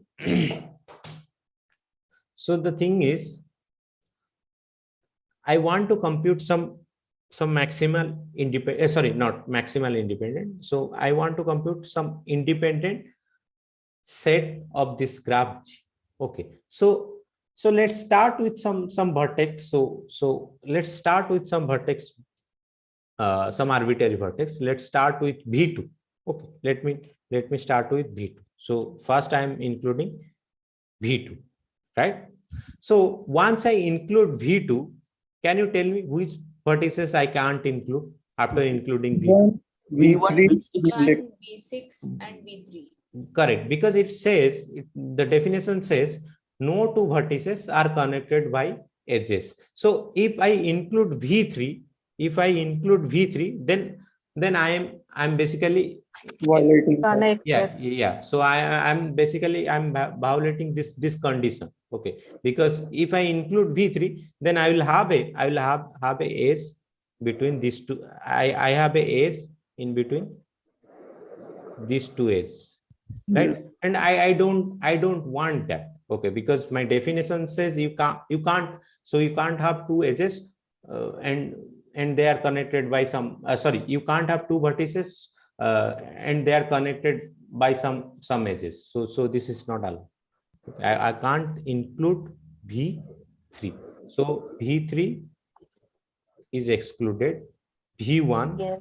V1 is excluded. V6 is excluded. Okay. So maybe the next choice is V5, right? Yes. V5. So once I include V5, you can't include V8. V8 already removed, and V1 also removed. So only V8 is left. So I can't include V8, right? Correct. So the next thing is so the next choice. Other vertices we can keep because these are not connected, I think. Yeah, so and the next choice is V8, right? V8. Sorry, not V8, V4. Okay. V4 or yes. So if I include V4, then I don't have any, I cannot exclude anything because I have already excluded V1, I have already excluded V8, and I have already V3. excluded V6. So I don't have anything left to exclude. Okay. Then we can take V5 and V7. Then the next, already we have taken V5. So the next choice is V7. V7. Yes, V7. Right, V7. Okay. So basically what I did here, I have started this set with V2, right? Correct. So I have so initially I made a choice, right? I have started with V2, right? So there is nothing special about V2. Okay, so there is nothing special about V2. I can start with any other vertices. Okay, I can start with any other vertices. So instead of, let me remove this thing. So instead of, so in the beginning I have started with V2. So as I said, there is nothing special about V2. I can start with some other vertices. Let's say start with V8. Okay, let's start with V8 instead of starting with V2. Let's start with V8. V5 and V4 we can't take. So once we include V8, okay, once we include V8, so we have to exclude V1, V5, and V4. V1, I guess. No, V4. So sorry, V5, V7. Sorry, V5, V7, V4, right? V4. So then the next choice, let's say V6. Okay. Okay, so the next choice, let's say V6. So once you include V6, then what you can do? Only V2 excluded because already V5 and V7 are excluded. We have to exclude V2, right? Okay. And already we have excluded V5 and V7. Now we can take V3. And if I include V3, then I don't have to actually exclude anything because I have already excluded V2 and V7. Okay. So the next thing is V1, right? V1. So as you can see, these two sets, they are different, right? But both of them are independent set of G. Okay. So this the is two vertices are not connected by an edge.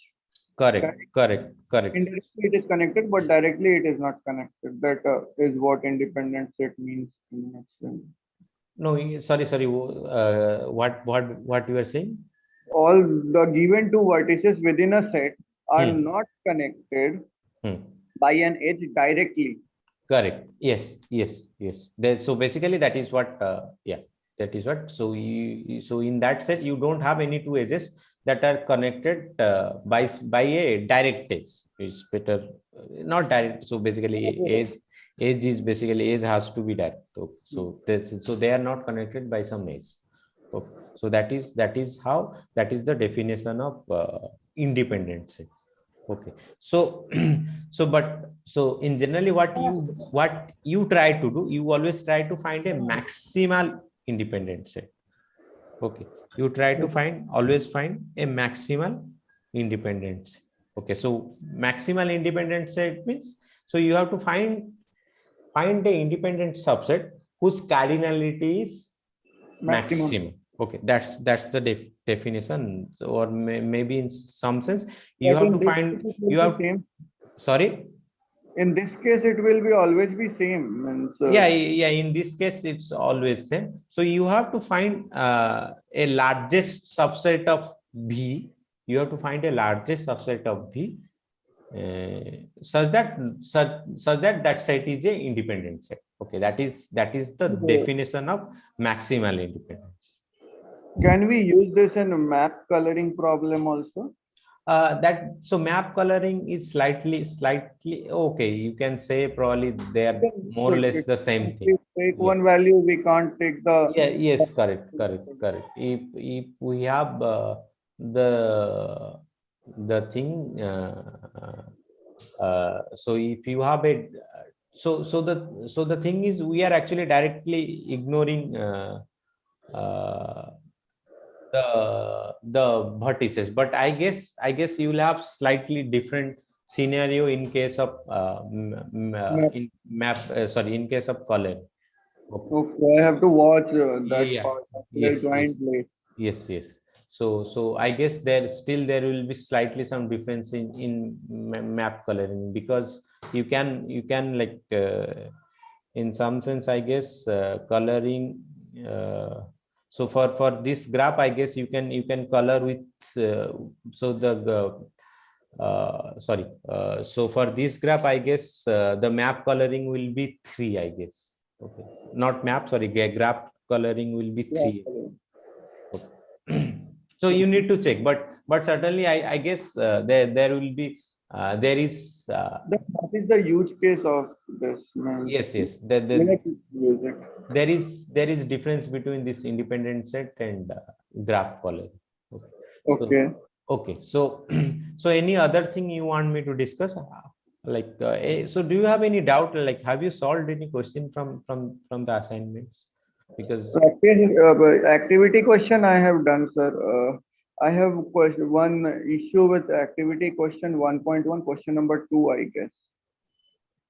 1.1 question number? Sorry, 10.1, question number 2, I guess.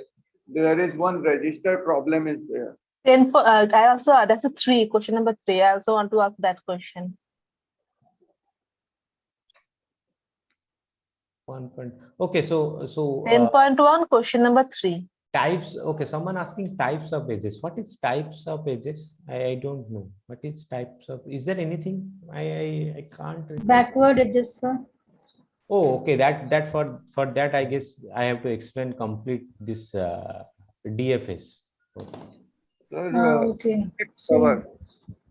Vertex cover means in vertex cover, do we cover only the vertices or the edge connecting those vertices? What we have to cover within the vertex cover? No, but vertex cover is basically we need to cover the vertices. Okay, so no, basically vertex cover is basically it's a subset of V.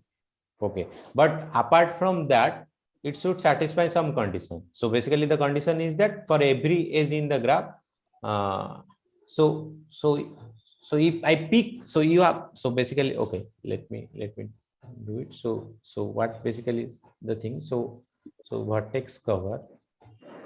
I think in lectures Sir, sorry to interrupt once. The above graph, you said the coloring it will be 2. I think no, 2. Can you please send me once?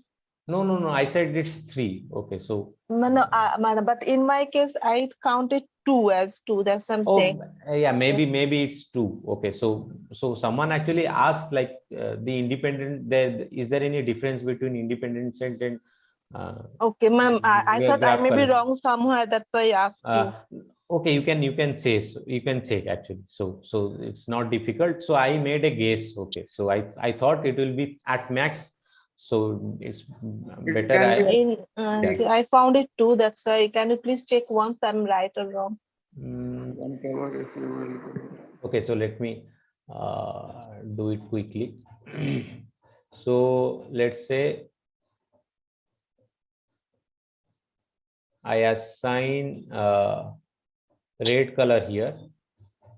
Okay. Then I assign some green color here. Then V7 will be red. We have to check the color. V7 will be red. Then I can assign V7 red. And V5 red. No, then you should go to V3. So which I can give green. Yes. Green. Okay. So then V5 is red. Yes, V5 is red. V6 is green again. Green. B6 is green, right? Green, Yes. yes. Yeah. Then So V1 is green. V1 is green. Yes. And Then V2 is red. Yes, V2 is red. Yeah, it's true. Two colors.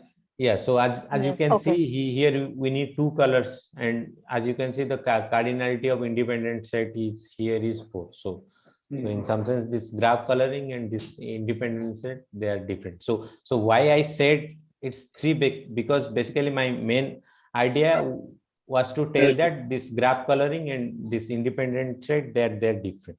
Okay, so that is why Thank you, sir. I just made a guess. So okay, yeah, thank you. So okay, so the thing is, what is actually vertex cover? So so if I have a graph, so let's say if I have a graph G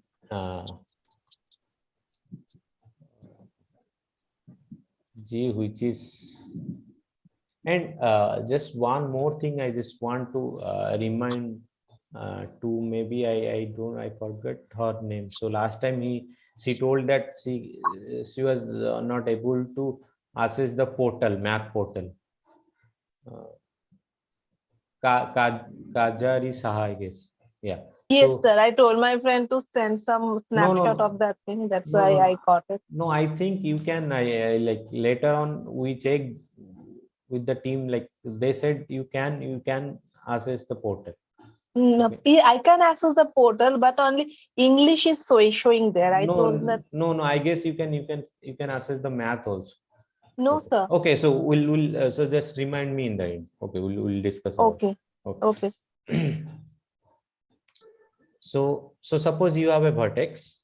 So you have B and you have B. So vertex cover is a subset of this vertex cover. It's a subset of vertices. Subset of vertices. So it's a subset of vertices. Means vertex cover is basically it's a subset of B, right? So vertex cover contains only vertices, not edges. Okay. So so with some, obviously it's some extra condition is also there. Okay. So what is the extra condition? The extra condition is that each vertex should map to another vertices only once. No. So the extra condition is, if you pick a edge from the graph, okay, so the vertex, so one of the vertex in the vertex cover, okay, should be a vertices of that edge. Okay. So for example, let me write it properly. So for every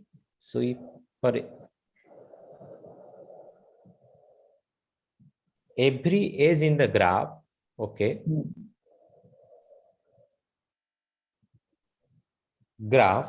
okay, let's say, so for every edge in the graph, so edge means it's a edge between u to B, right? So for every edge in the graph, at least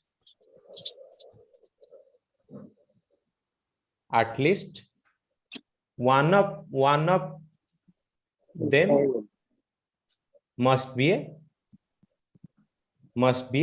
part of the vertex cover vertex cover. Okay, if I pick any edge of the graph, okay, if I pick any edge of this graph, let's say this is U and B, that means one of them, so either U is in the graph or B is in the graph. Okay, so that is basically the vertex cover. For example, so in generally what you do, you try to find the minimum vertex cover. Okay, the minimum vertex cover, the minimum so the minimum possible subset that satisfy this condition. Okay. So for example, you take this graph. let's say this is V0, this is V1, this is V5, this is V4, this is V3, this is okay, I guess this is V2, this is V1. So can you tell me one vertex cover? V2 and V1, sir, Sorry, V2 and V1. V2 It will cover entire. V1, V2 and It is V1. not short. It means it's smaller. Whether this is a vertex cover? But V4 is already covered, no, sir. Yeah, V2 is so covered. V4 is already covered by V2, sir. so this is, in some sense, this is a vertex cover, but this is not a smallest vertex cover. Okay. Okay. So please, can you explain this thing? I'm not able to get it. No. What So is the cover? thing is, what basically we have to. Hello. Yes. Yeah. Holdings transaction, EX Sorry. So can we say that it's like least number of vertices covering all the edges? Correct. Okay. So can you mute yourself? I am getting some. Omkar, can you mute yourself? Okay, I am. So yeah. So the thing is, what basically it's saying. Okay. So the first thing is vertex cover is basically it's a subset of vertices.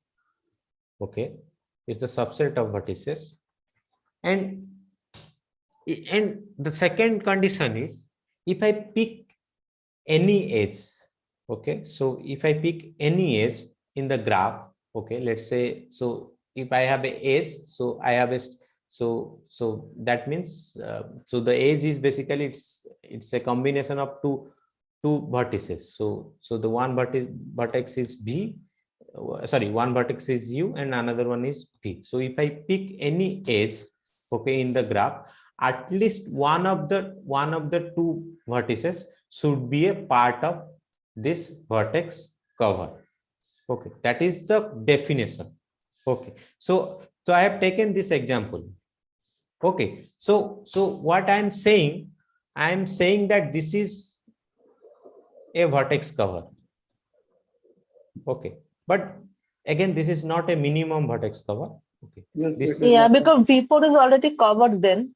Yeah, so what basically I have to check, so I have to check the second condition. If I pick any edge, then one of the vertices of that edge should be in this set.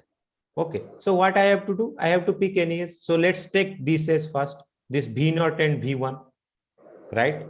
V0 and V2, this edge, this is my, I'm taking this edge. So if you see, this edge has two vertices, right? V0 and V0 and V2, and according to the second condition, I have to check that whether my vertex cover content at least one of the vertices. Yes. Okay. So as you can see, V0 is not a part of vertex cover, but V2 is a part of vertex cover. Okay. Okay. That means for this edge, this condition holds, right? Because it says one of the vertices should be a part of the vertex cover, right? But so here, certainly V0 is not a part of the vertex cover, but certainly V2 is a part of vertex cover. Okay. And similarly, if I take this as, okay, V2 and V5, this also satisfy the condition because V2 is a part of the vertex. Part of vertex cover here. And similarly, V2 and V4 also satisfy the condition because here both are part of the vertex cover. Both are part of that. So as you can see, it says at least one of them. Okay. So it doesn't matter if two of them satisfy the condition. Okay. So it's basically says at least one of them. So, and similarly V2, V3, this says also satisfy the condition because V2 is a part of vertex cover. Yes. Okay. And similarly, V0 and V1 is also a part of the vertex cover because V1 sorry, V1 and sorry, this edge satisfy this condition, right? This condition, because V1 is a part of the vertex cover, right? But sir, what if we put V0 as vertex cover and not V1? It will still be the same. Yeah, correct. Yeah, I guess correct. Yes, yes. So instead of putting V1, I can put V0. That is also fine. So I'm not saying that you will get a unique vertex cover. So vertex cover can be different, but certainly this is a vertex cover, right? Yes. This is a vertex cover. But So But if we don't include V4 yeah, here, then let also be me right or wrong? let me come to that. Okay, let me come to that. That is what I was about to say. Okay, so the thing is, this is not a minimum vertex cover. Yes. Okay, not a minimum vertex cover, because as you can see, so here, if as you can see, if you see this line, this is okay. So for this edge, we are considering both the endpoints. We are considering V0 as well as we are considering V4. So that means we are adding one more extra element, because it says it says at least one of them. Okay, so if we add only one element, then we are in the safe side. Okay, if we'll add just only one side of the edge, then we are on the safe side, because the condition says we need to only add one of them. We don't have to add two of them. Okay, so we can remove this V4. Okay, if we remove V4, then also this will be a vertex cover, and most importantly, this is the minimum. Also, it is a perfect vertex cover also, I guess. There is nothing called perfect vertex cover. I guess there is a perfect matching, I guess. This is the minimum vertex cover. Okay.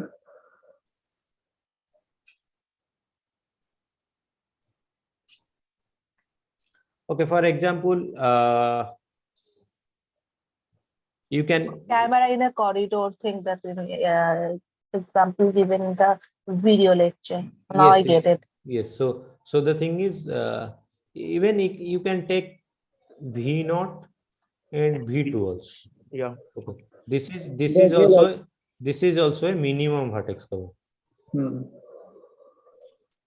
So when we say minimum vertex cover, it means the number of elements in the vertex cover, right? You basically you cannot, yeah. So basically you cannot reduce that set to further. Further. Yes. Oh. Thank you, sir. Now I totally understand it. I thought that we have to cover the edge. No. So certainly there is a condition on edge, but so the condition is, if you pick edge, so one of the endpoint of that edge, should be a element of the vertex. Okay. So edge basically here represents what what is the reachability, where it is covering. Yes, correct. Totally got it. Okay, so let me go back to the question. Okay, so I guess someone asked me from 10.1, right? 10.1, question number 2. Question 3. Okay, I'll come to 3 also.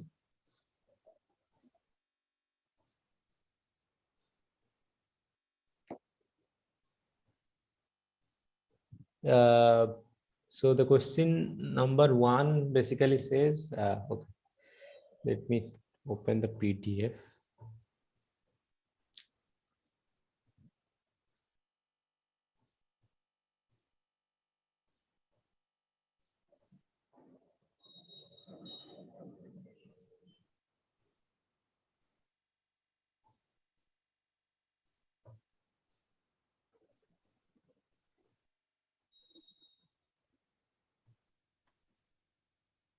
So okay, so the person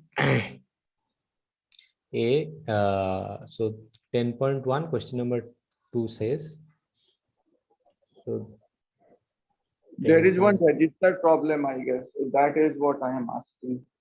No, register problem is question number 3. Okay. So then go for 3, sir. Yeah, I thought that it is question number 2. Yeah. Okay. So 10.1 question number 3. Okay, so again, this register problem is more or less simple. So basically, it says so. A register connects two edges. Yeah. So the main confusion, I guess, is because of the figure. Okay, so Yes. but otherwise it's not that difficult. Okay, so maybe the figure is slightly confusing. So it's basically says if I have a, so suppose I have a graph like this. So if I have a register like this,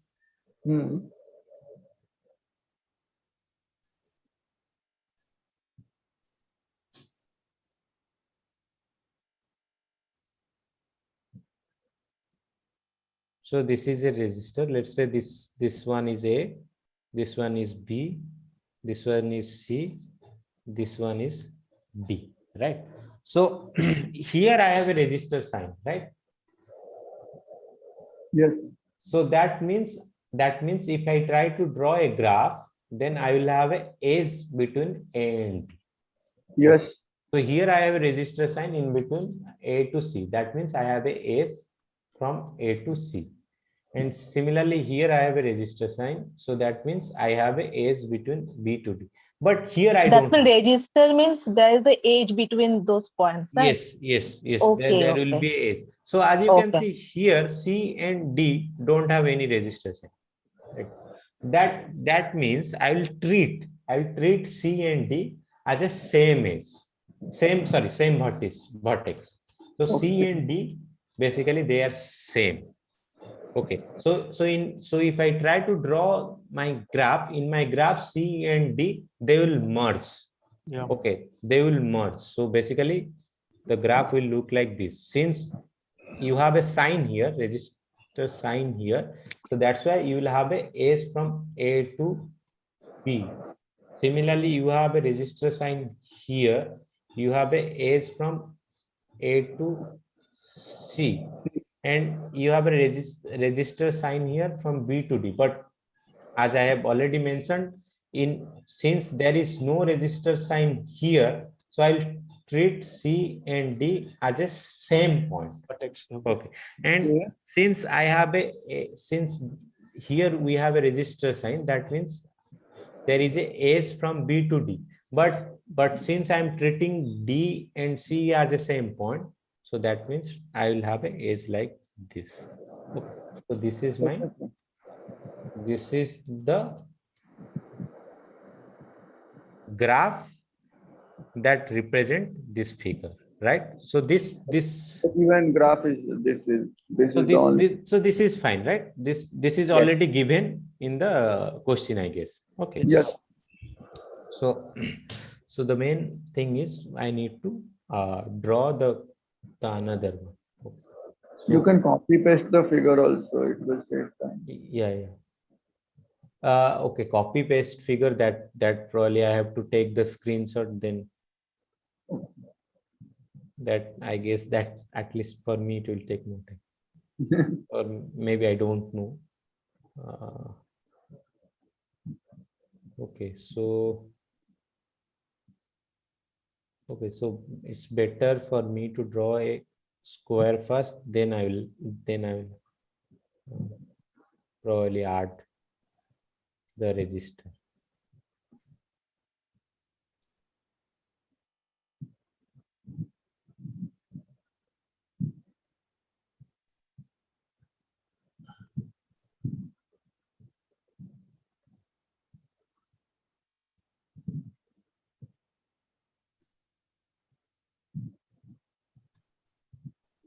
Okay, so I have a register here.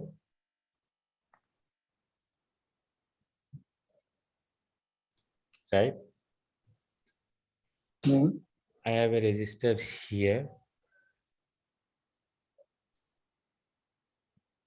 I have a register here.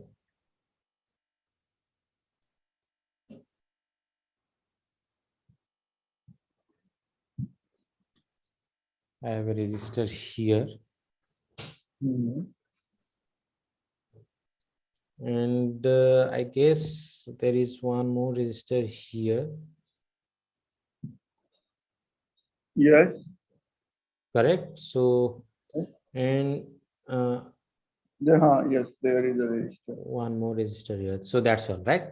So let me assign some number to the vertices A, B, C, D,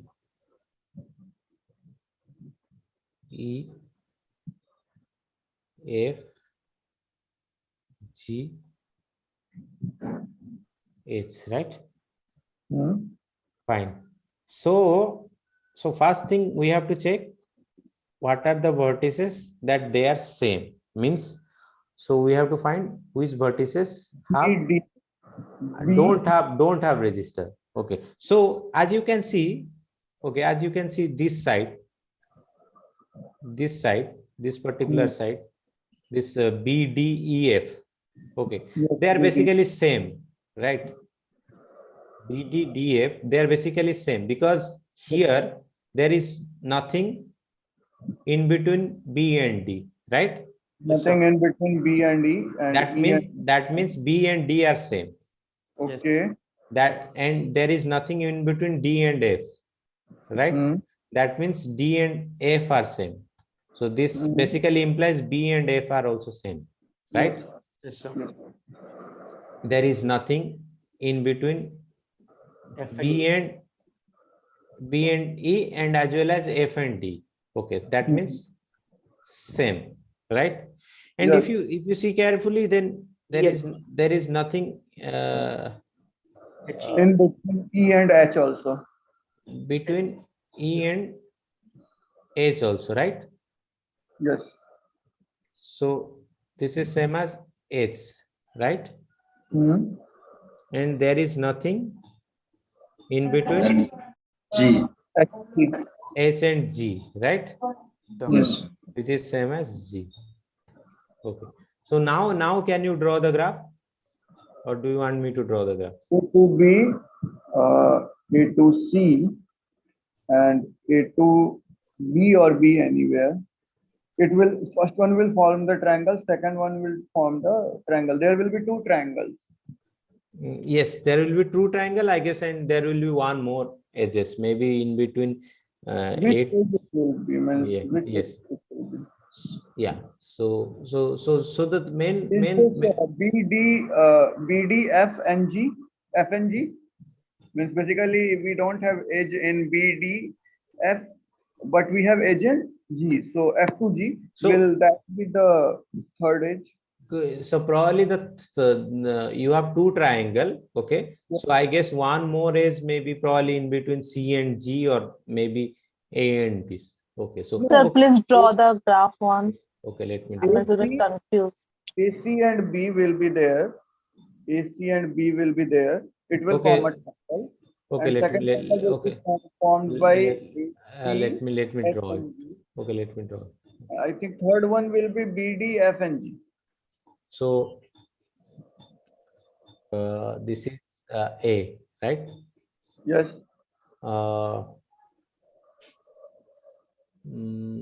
Let's say next one is C. Next one is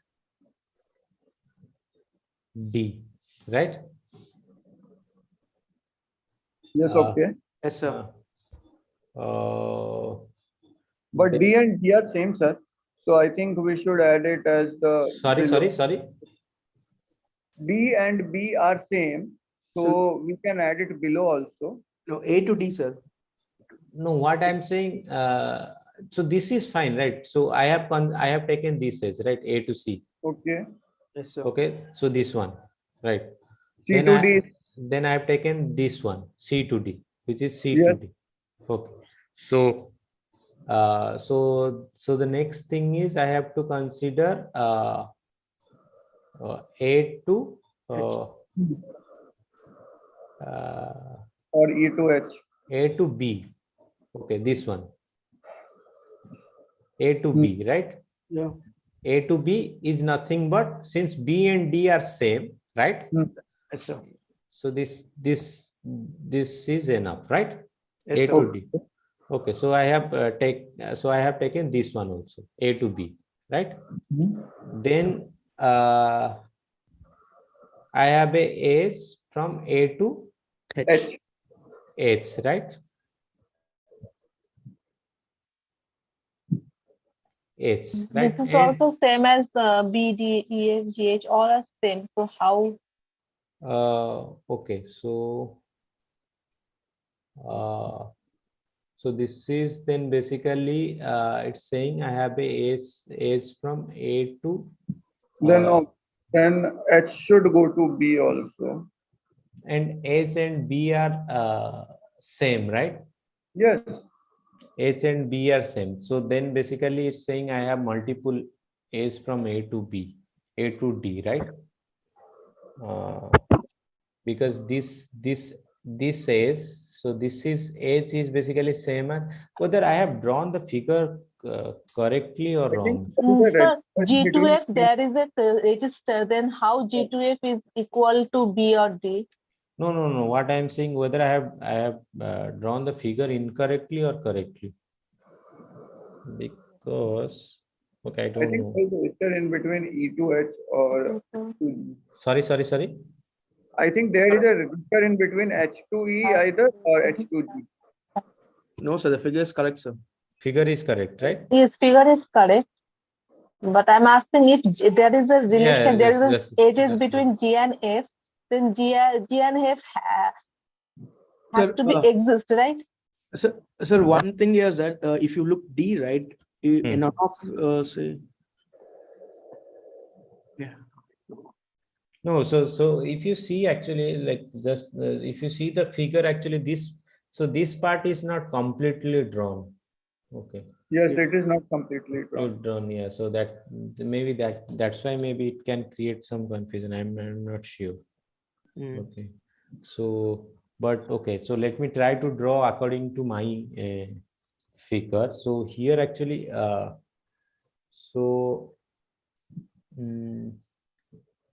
G.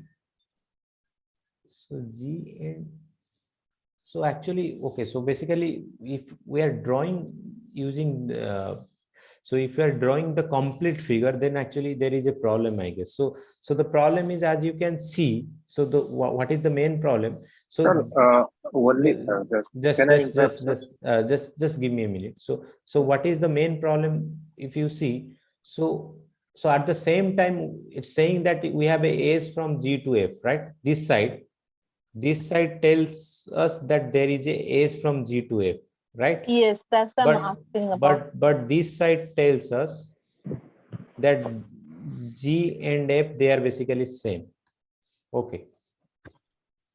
Correct. Yes, but that's not possible. That is not possible. Okay. So the problem is, I guess, the figure. Okay. So I guess if I draw the complete figure, right? This as I have already said, if I draw this part, okay, then certainly I cannot conclude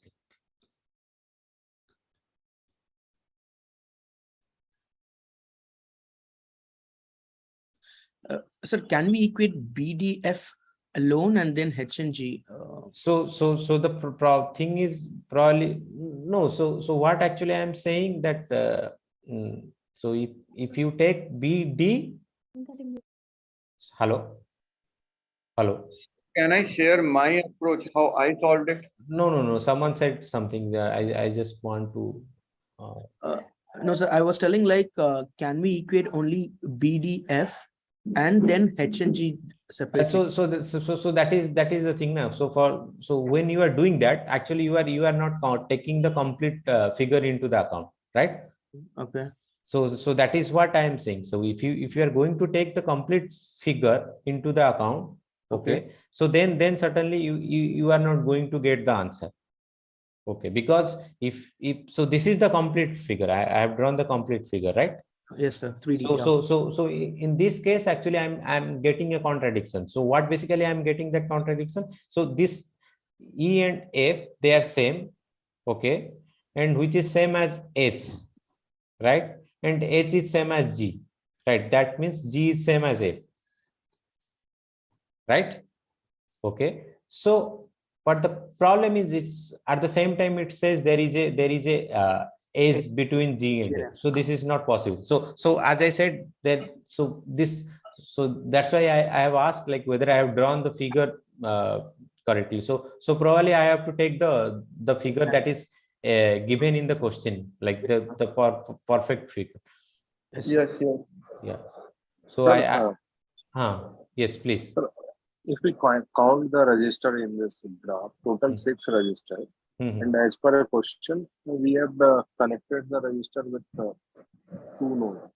Only one option is satisfy all these things if you conclude it. Total 6 is. No, that I agree, but the thing is, okay, so probably like as I said, we have drew these figures in slightly different manner. Okay, so that's why. Okay. Can I ask a question? There is a register between little up, please, sir. Sorry. Show me the picture once. A little up. Show the picture. There is a register between A to I think upper one is B.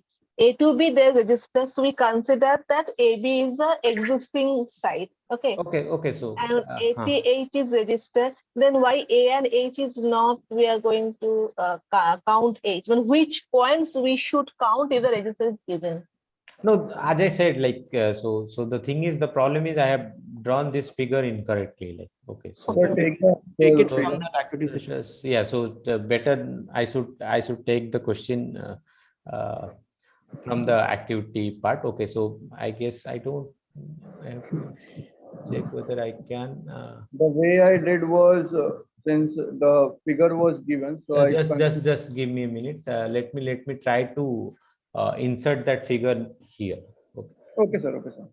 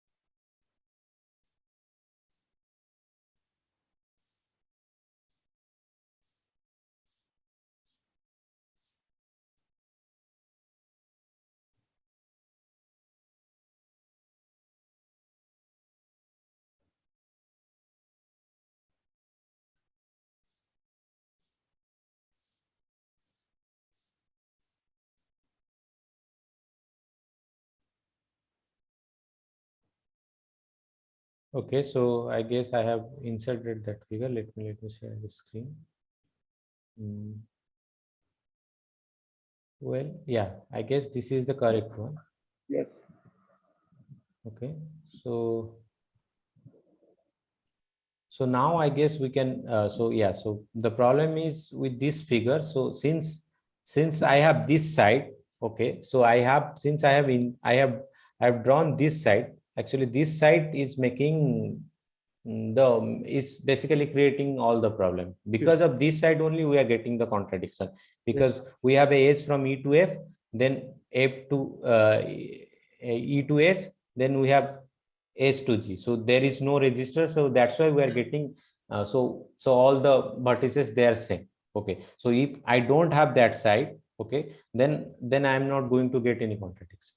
Okay, so let me let me draw now. So this is now A, correct? This is now B.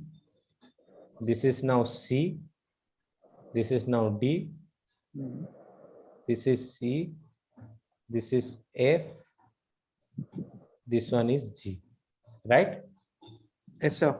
So now it's really easy to draw. Okay, so why now it's easy? Because as you can see, I don't have that side which was creating trouble. Okay, so the thing is, so here as you can see, there is no register sign in between C and D, right? Yes, sir. So C, D are same. Yes, right? sir. Similarly, I don't have register sign in between D and G. Yeah. Right? So they are same. Right? So these three vertices, they are same. And similarly, I don't have register sign in between E and F. E and F. So they are also same. Okay. So now let's try to draw the graph. Okay. So let's say what vertex I should take in the beginning. Let's say A and B. A and B and D. D and C, they are same, right? Yes, sir. So so let's take D, C, C and D here, right? So let's say this is my D, right? Okay. So as you can see, I have a A's from A to C. Yeah. Right? And as well as I have a A's from B to D. Right? And B, C and D, they are basically same. So this is what I get. Correct? Yes, sir. So so next I have to go to probably B to F. B to F, right? So let me mark like I have completed this one, right? I have completed this one, right? Yes. I have completed this one, right? So I have now F, right? Yes, sir. So as you can see, there is a edge between A to E, right? Yeah. So, but it turns out that E and F, they are same. Correct. Right. So then basically it says that there is a edge from A to F. A to F. Correct. So this is a edge. Yes, sir. Okay. So I have now included this one. Yeah. So the next thing is I have a edge from so we have done with B to F also. BF. So I have a it's done. We have already mapped it. Okay. This one also done, right? This is BF. Yeah, correct. So now I have a edge from F to G. Yeah. Right? Yes. And G and D, they are same. Yeah. Right? So I have basically I have a edge from F to G. Got it, sir. So now we have included all the edges. Okay. Right. Yes, sir. Yeah. So okay. So the main problem is don't draw this type of graph, because so this part is the main problem. Sir, activity 10.2, fourth question, sir. Sir, can you please show the answer once? I want to take the screenshot. Yeah, please do it quickly so I can go to the next question. Sir, 10.2, question number 2. Done. Also. Sir, when will you cover BFS, DFS, and everything else? Maybe in the next session, like you can ask, but certainly I can't do it in this session. Okay. So the next question is 10.2, question number 2 and 4, sir. 2, sir. 10.2, question number 2. Yeah. So what is the issue here? Sir, not able to draw the graph. Can you explain how to draw?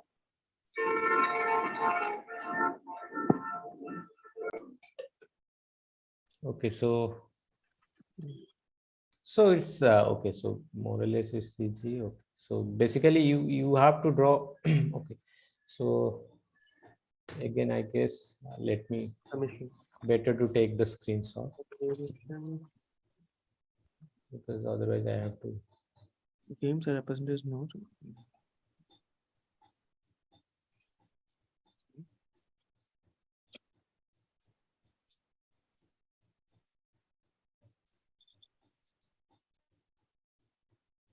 Just give me a minute.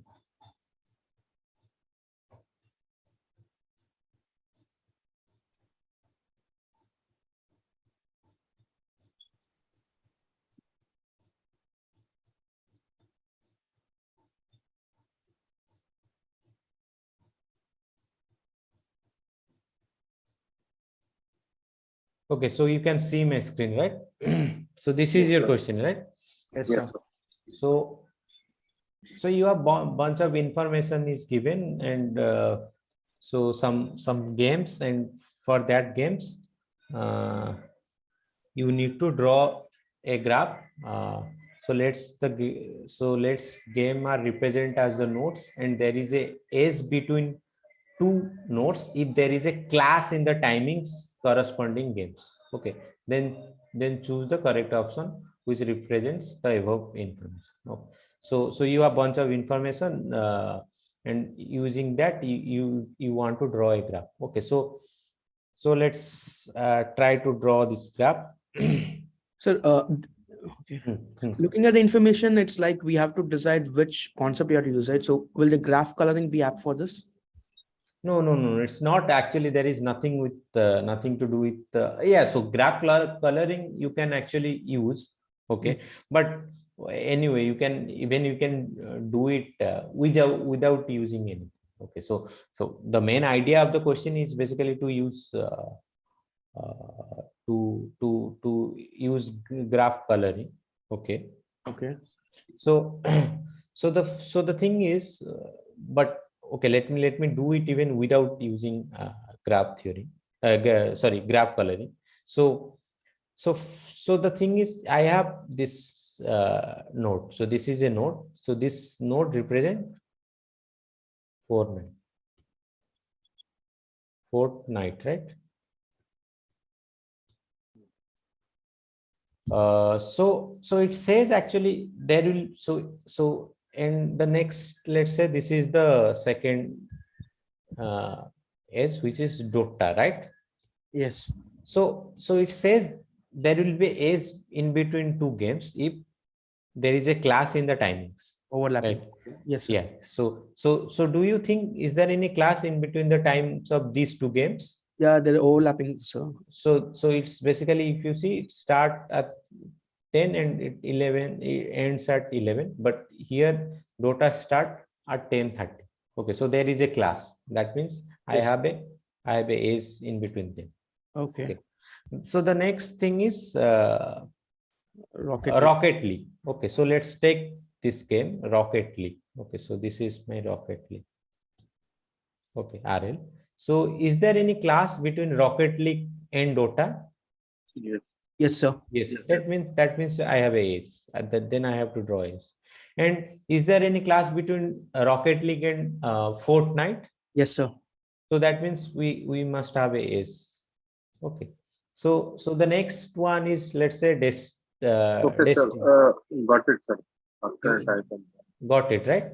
Yes, yes. Yes. Basically, not able to understand if class happened or how to.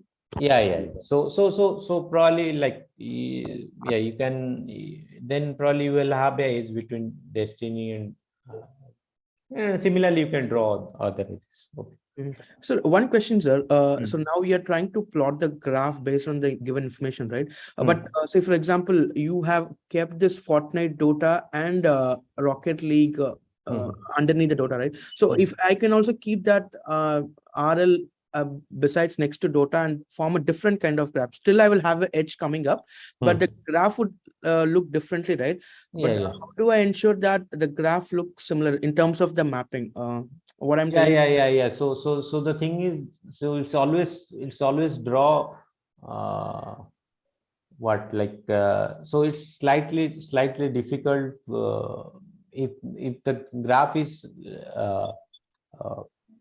in some sense is, if graph is big, then it's slightly difficult, because so the main problem with the question is, okay, so there actually the name of the vertex is not mentioned. Okay. Yes. So if that is not mentioned, okay, then it's slightly difficult. Okay, because if the name of the vertex is mentioned, okay, then basically you can write down all the edges. Correct. Yes. And similarly, you can write down all the edges for the graph that you have drawn. Okay, and you can check whether both the sets are same or not. From there you can say, okay. But if the edges are not mentioned in the graph, then it's it's slightly trickier. So you have to check it carefully whether you can convert your graph to the graph that is given in the question. Okay. Okay. So this part is really easy when the name of the vertices are given. Okay. So for example, in the beginning, so while discussing this planar graph, so why actually I can easily say that, okay, this graph and this graph, they are basically same, because I mentioned the name of the vertices, right? So once I mentioned the name of the vertices, I can write down all the edges. Okay, for this graph, right? For this graph, I have wrote all the edges, and for this graph, I have also wrote all the edges. And what I observed, both the set E, this for this graph, this set E, and for this graph, this set E, they are basically same. Yes, sir. Okay. So from there, I can say that, okay, both the graphs are same. But if for some graph the name of the vertices are given, and for some other graph the vertices are not given, then it's difficult. Okay. Okay. Okay. Any other doubt? Can you explain the question number 3 after that? Which- What does the question mean? Which 10.2 question number 3. Just we will solve that question number 2 and that the next question. Yeah, find the minimum possible number of computer. What does it mean by that?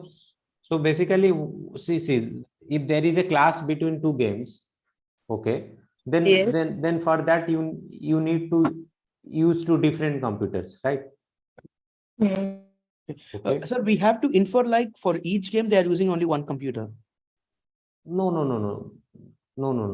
that is not true. So it's basically saying find the minimum possible number of computers for the tournament. Okay. So this means that you taught that thing common point and that the thing. No, so here you have to use graph color. Okay. So what basically it says? Graph color we have to use. Yeah, you have to see what basically it's saying. So find the minimum possible number of computers that you need to use to schedule this tournament, right? Yes. So if I am using a computer for Fortnite, right? If I cannot use the same computer for Dota, right? Correct. Yes. Because there is a class in between the timings of Fortnite and Dota. Yeah. Okay. So basically basically both the games we are playing at some same time. Okay. So there is a overlap in between the timings of both the games. So you cannot use the same computer. Okay. And similarly, you cannot use this. So you cannot use the same computer for Fortnite and Rocket League. Yes. Okay. So basically, what we have to do, you have to use coloring. So if I can give a color to this one, I cannot give the same color to Dota. Okay. I have to use some different color because there is a class in the timing. So I have to use a different color. Okay. And for Rocket League, I cannot use these two colors. So I have to use a different color because with Rocket League also there is a class with the timings of Fortnite, and also there is a class with the timing of Dota. So for that I have to use some different color. Okay. And for Destiny, I can use the computer that we have used for Fortnite because there is no class in between Destiny and Fortnite. Or maybe you can use the computer that you have used for Dota also, because there is no class in the timing of this game Destiny and Dota. So it's up to you. So we can use green or blue. Yeah. Blue. So we have used the blue. Okay. Three colors, sir. Now I did it. Now I. But this is not the complete graph. You need to draw the complete graph. Yes, a complete graph. I draw it, and the answer is 3. Yes. Then yeah, fine. Yes. Thank you. Okay. Sir, 10.4. Sorry, 10.2 fourth question, sir.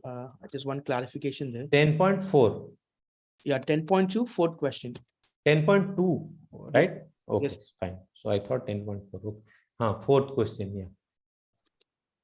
Okay, and now in the for the given options, right? So do I need to work out all the concepts for in terms of vertex cover and graph coloring and also independent set?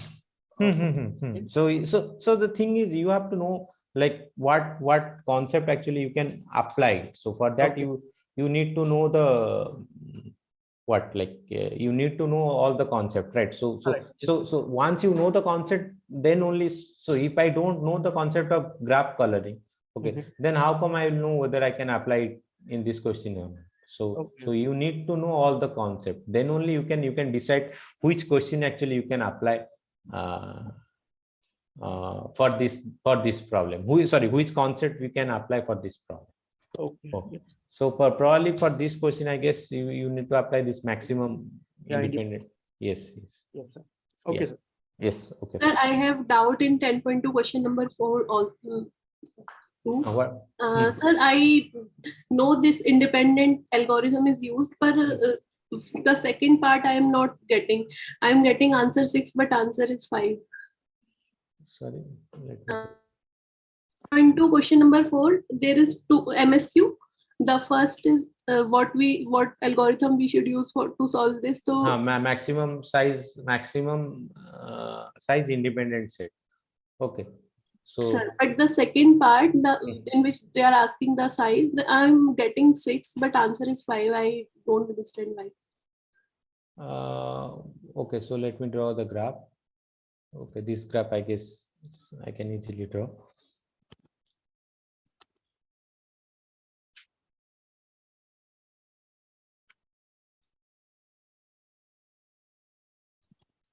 Okay, so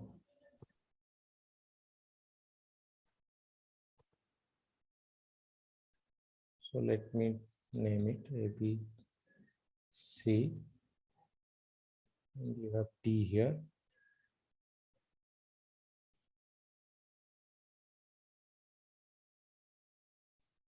Then I have a triangle here.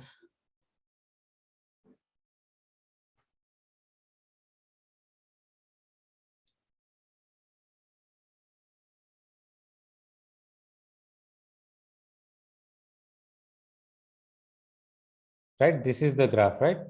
If I'm not wrong, this is. Sir, in my case, there's 2 triangle. D, E, just a minute. Here. I don't know, I'm wrong, right or wrong. D, is. Oh, this is the different maths open. No, I think the question is different. Yeah, the question is different. Yeah, so tell me what is your independent set for this graph? So you said you got some 5, right? You got so your answer is 6, right? Yes, sir. So what is your independent set for this? Sir, let me 1 second.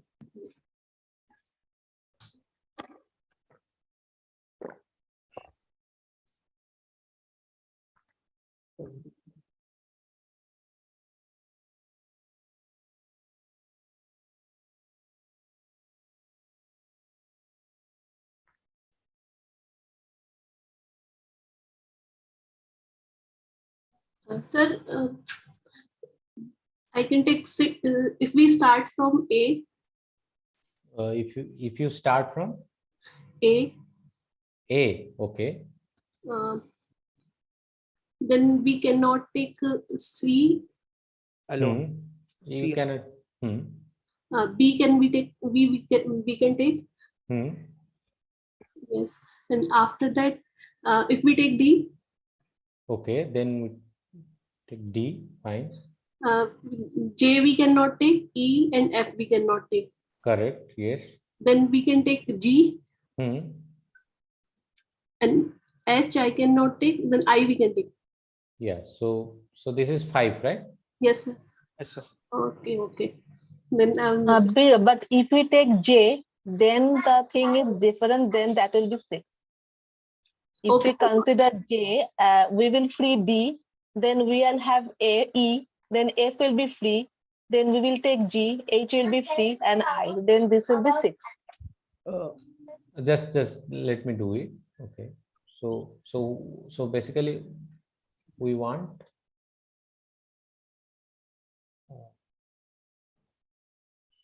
so basically you have to go for like some maybe more than so you need to try, yeah, try it for at least 2-3 times or maybe more than that to get the maximum, because this is slightly trickier. So the thing is, what you do, you try to start with J. Okay, you try to start with J, right? So what then? So what you want a maximum, right? You should go for a maximum independence. So one thing is you can't take D, right? You can't take D. Okay. So but the problem is next you are going either for C or A and B. But the problem is if you take C, then you cannot take A and B. Okay, but what you want? You want a maximum independent set, right? So yes. If you take C, then you cannot take A and B. But if you are not going to take C, then actually you can take both A and B. Okay, so since we are going for a maximum, so we should not take C. So instead of that, what we take? We should take A, B, and B, right? Yeah. Correct. So the next thing is we should take, so then we should come to E, right? Yeah. And since once we take E, we cannot take F, right? Yes. Then we have to take G. Yes. And we cannot take H, right? Then we have to take I. So now you can see this is 6, right? 1, 2, 3, 4, 5, 6, correct? Yes, sir. So, sir, we can say that if we need maximum independent sets, so we have to avoid maximum degree vertices. Yeah. Correct. So it's always try to avoid this kind of vertices, C and D. Correct. So try to take the corner vertices. Yes, okay. So vertices with single edge gives us a maximum value. Maximum values. Correct. So whatever you have pointed, like you should try to avoid vertices with more degree. Okay. So that is probably the best way to solve this maximum independent set. Okay. Yes, sir, thank you. Correct. Okay. Thank you. Okay. Any other doubt? Yes, sir. 10.4 question 3. 10.4. Yes, sir. Question number 3. 10.4 don't have question number 3. Sorry, sir. 10.6. 10.6.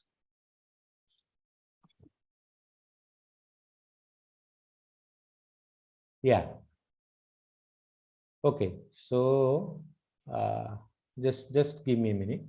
I'll take the snapshot of this question and I'll try to do it.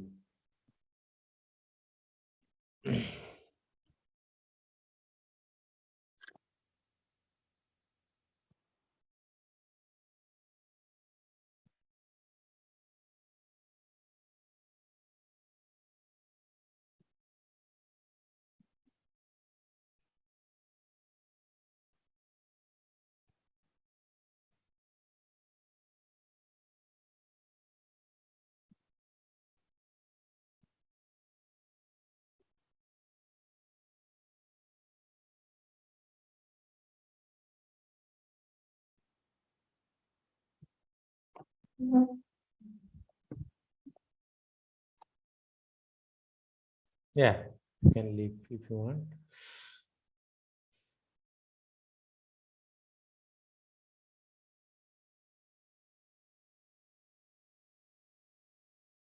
Sorry. Yeah. So this is the complete question, right? So the thing is, what basically it's saying. So when you perform BFS on a graph, okay. So this is the BFS tree. Yes, sir.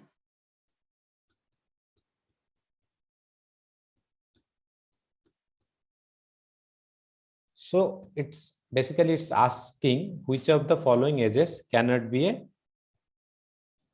a cannot share one edge in the original graph.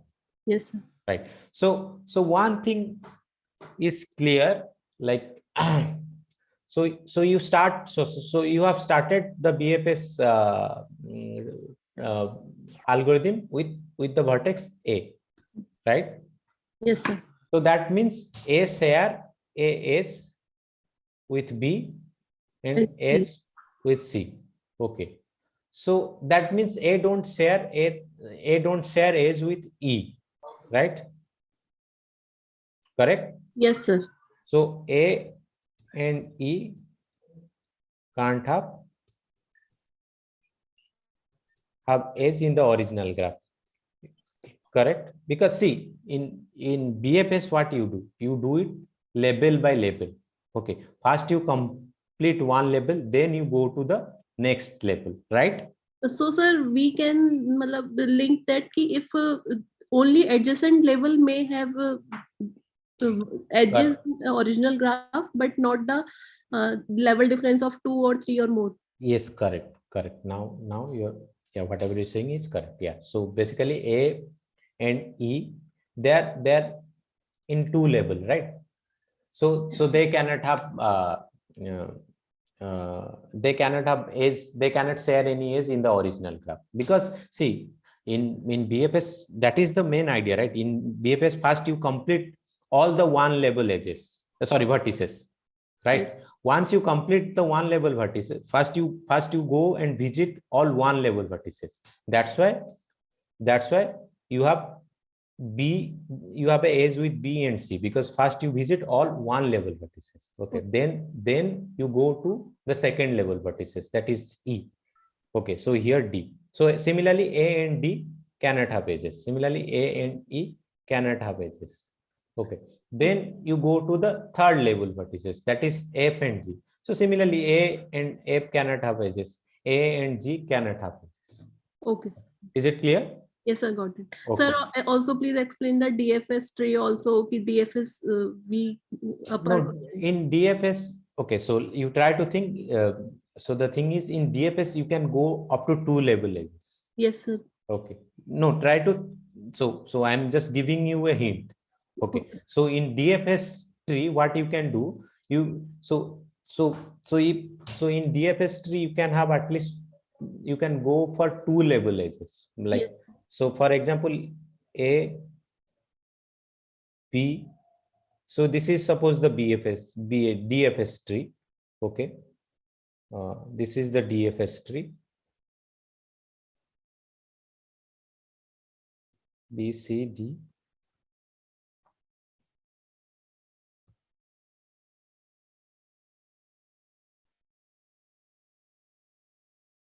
E and F. Okay. In DFS, so suppose that this is the DFS tree. So actually in DFS tree, you can go for 2 level edges, because so in DFS there can be edge from A to E also. Okay, in the original. Yes, sir. But there cannot be any edge from A to F.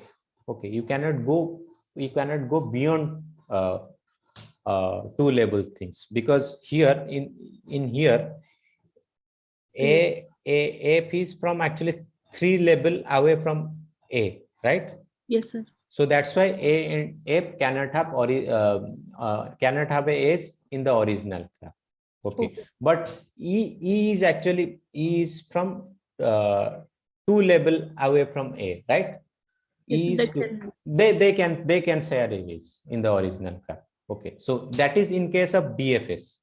Okay, you try to think the reason. Okay, you can ask in the next session, but I'll suggest you try. So similarly, the whatever reason I have gave for BFS, you can try to see what is the algorithm, what sort of thing you are doing in DFS, and you try to think why, if there is in the tree, if there is a vertex which is 3 level away from A, why F and A cannot share edge in the original graph? Okay, sir. Okay. Okay. Thank you, sir. Okay, thank you. Okay, then I'll stop the session. Okay. Thank you, sir. Yes, thank you. Thank you. Oh, okay. So Sir. So what about the thing like, If you want, I can share my screen. I can show that my. Yeah. So you are a qualified student, or you have completed the qualifier? Yes, I completed the quiz 1. Now quiz 1. Sorry, I came to the qualifier thing. Now I gave the exam of English 1. But I just practice maths for. No. That I understand. That is fine. But I just want to make sure. Have you completed the qualifier? Yes, I did. You have completed all the qualifier, right? Yes, I did. All 4. All 4 subjects. Okay. Yes. So now you are basically doing the course. Okay. Yes. Okay. So now you are doing only English course. Because my BCA 5th sem is nearby. No, that is fine. I'm so messed up with math thing. It's too heavy to take. That's why I Can need some time to practice. Can you show me this? Yes, sure, sir. Sure. Because actually we have one after you told, actually we have discussed with please allow me to share the screen. Allow